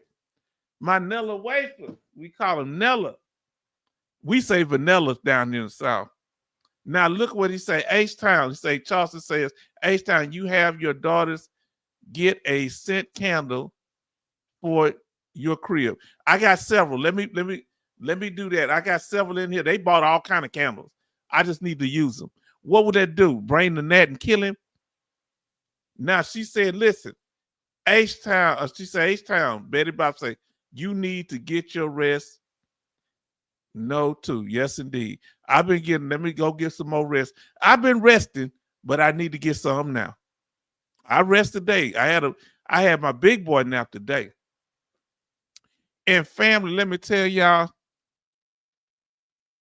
no talk. Now I ain't gonna be talking. I mean, no, I've been resting. My family come tell you I was in there knocked out. Tomorrow, okay, I'll rest tomorrow. I ain't doing nothing tomorrow. Look, let me show y'all. Let me see if I got this here. We went over that there. Make sure I ain't missed no slides. Then we're gonna get up out of here. We talked about the addiction stuff. We need to focus more, be concerned about homeless vets in our area, family. I do appreciate the brother was doing something. But like I say, I don't like it when they target certain groups, in particular blacks, and young black men. Young people be young people. They gonna grow into what they doing. They gonna make money the way they make it. Stop trying to control. We don't try to control young white men, so don't let them young men, as long as they ain't doing nothing illegal, they let them be young. I was there. And here's the last thing I think one of the last things I want to show you. These are some of the substitute names they have for black people. I want you to listen. They'll call us a black person. Another substitute is woke, hood, super predator. Shout out to Hillary Clinton for that one. DEI, thug, welfare queen, and ghetto. Those are all euphemisms for black people. Remember what I'm saying. remember that I'm glad they're helping people with the drug program, but it seemed like even with the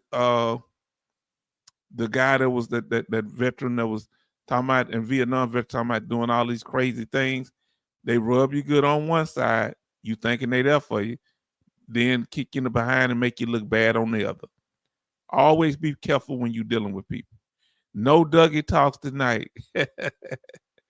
And he say no victims. See, I'm for the veterans. We getting rid of the waste. Then we say don't file. Then he say don't file for the increase. Better watch him, family, because they take both sides of the argument. I'm gonna ask y'all again now. Do the VA, not the VA hospital, the VA regional office this time, do they do more harm than good? Right now, in the last few years, the last 5 years, do the VA do more harm than good? Put in there what y'all think. And we're going to get ready to close it out. Do they do more harm than good? Let us know. And we're going to call it out. Let us know if you didn't let us know what the temperature is, where you at. Okay. And remember, family, we're not here to attack each other. I think so too, because I got my 100%. I've been moving. How many times has that VA been totally unfair to you? Now, if you saying they do more good, do you think that Doug Collins is going to improve the VA or he's going to make it worse? Now, that's what I want to ask you. In the next 2 years, do you think, he say 72 degrees, harm, regional office, veterans? So now I want to ask you about him. If you think, because I can't say good, you say they do more good. Do you think that Doug Collins is going to improve the VA? If you think Doug Collins is going to improve the VA, put improve. If you think he's going to make it worse, put W or worst. Who think that Doug Collins is going to improve the VA in the next few years? The Secretary of the VA. Let us know. I think we do a 1. If you think he's gonna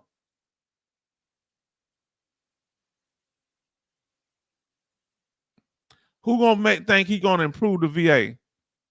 And if you think he's gonna make it worse, put Dougie gonna make it worse.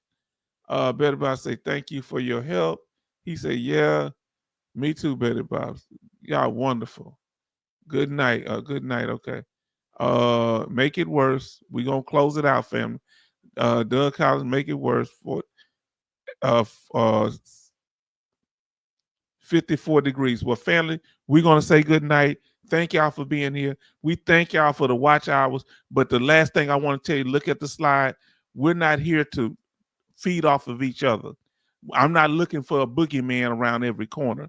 Y'all cool. Y'all, this group in here, solid. Huh?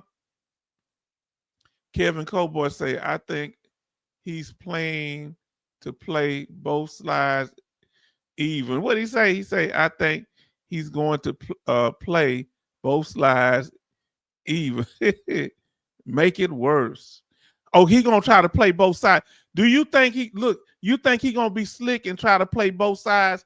Say he helping the veteran, but at the same time doing stuff to undermine us? Do you think he gonna do some good stuff for us and some stuff that hurt us? Let us know.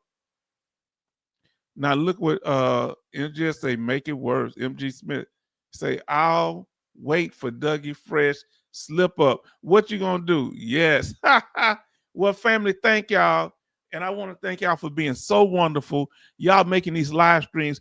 Who else is going on for 3.5 hours, 4-hour live streams? What was our longest? 6 hours? Did we make it to 6?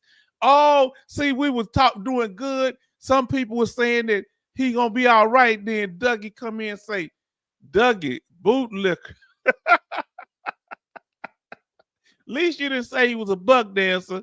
Is he a bootlicker and a buck dancer? Come on, talk to me, family. Oh, y'all too much. Oh, family, I really enjoyed y'all. So let me come up on the screen. saying thank y'all for being here tonight. Y'all have been so incredible. Y'all been so supportive. Y'all helped us through. And I'm thank y'all for being patient tonight, because I wasn't trying to make it a racial issue. We have to deal with we as Americans, because I know to a point they trying to do some good too, but I got to let them know we got to stop doing things in a patronizing way. That's what I'm saying. I'm not saying that they trying to do, you need to talk to the people you're trying to help. Okay? So everybody say good night to each other.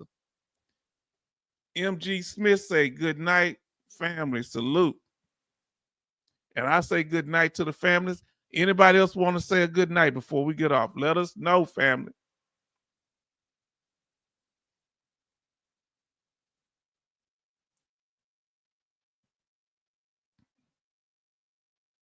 And did we answer the question? Charleston say salute and good night, family. Did we answer the question? Are we, family, answer it one more time. I'm sorry. Are we in the veteran twilight zone? If you believe we're in a all kind of crazy stuff happening, it's backwards, put yes, and we're gone. Say good night too. Yes, I think we. Coasty say good night, family. Say good night to the family. Say good night to the family. I say we're in a twilight zone. Charleston say we're in a twilight zone, meaning veterans bragging about killing people and stuff. Come on now. MG Smith say yes. We're in the twilight zone. Then Love Loves H-Town, spend more time helping veterans. Yes. Coasty say we're in a twilight zone. Hopefully we can do something at this channel where we set an example. You know, this is going to be hopefully on the social media long after we gone. Young people are going to be looking at us when we all done passed away. I shouldn't be happy about us dying, should I? Oh, I'm on tardies. Tardies. What is that? What is that? Tardies. What? That's some kind of medicine or something? So, family, we want to say thank you. We answered the question. The veteran twilight zone. Are we? Y'all answered it, and that was just your opinion. And family, we thank you for being here. Doctor Who? Oh, who watched Doctor Who? Who watched Doctor Who? I used to miss it because back when I was young, my aunt loved it, but it would come on after I went to sleep. She said, I can't wait to watch Doctor Who, but it must have came on at 12 or 1 in the morning, you know. Good night, everyone. From you spend too much time trolling. Yes, you say, oh, y'all talking to each other. Okay. Yes, family. Well, good night, family. We got to let it go. We've been on here 3 hours and 23 minutes. We want y'all to get time because we just had y'all on last night. So I want to thank y'all one last time, and you be wonderful. I want y'all to have a blessed week. See you on Thursday. Hold on, we say H-Town have a beautiful Tuesday. I will. I'm gonna watch Corey Holcomb. I love watching Corey Holcomb. So he's a comedian. Y'all take care until the next time. And I want to know all my veterans and even the ones we talked about tonight. No hard feelings. You a family, but we're gonna speak the truth from our perspective. Good night, family. Oh, hold on. I can't I gotta pull this full screen. Good night until next time. We'll see you.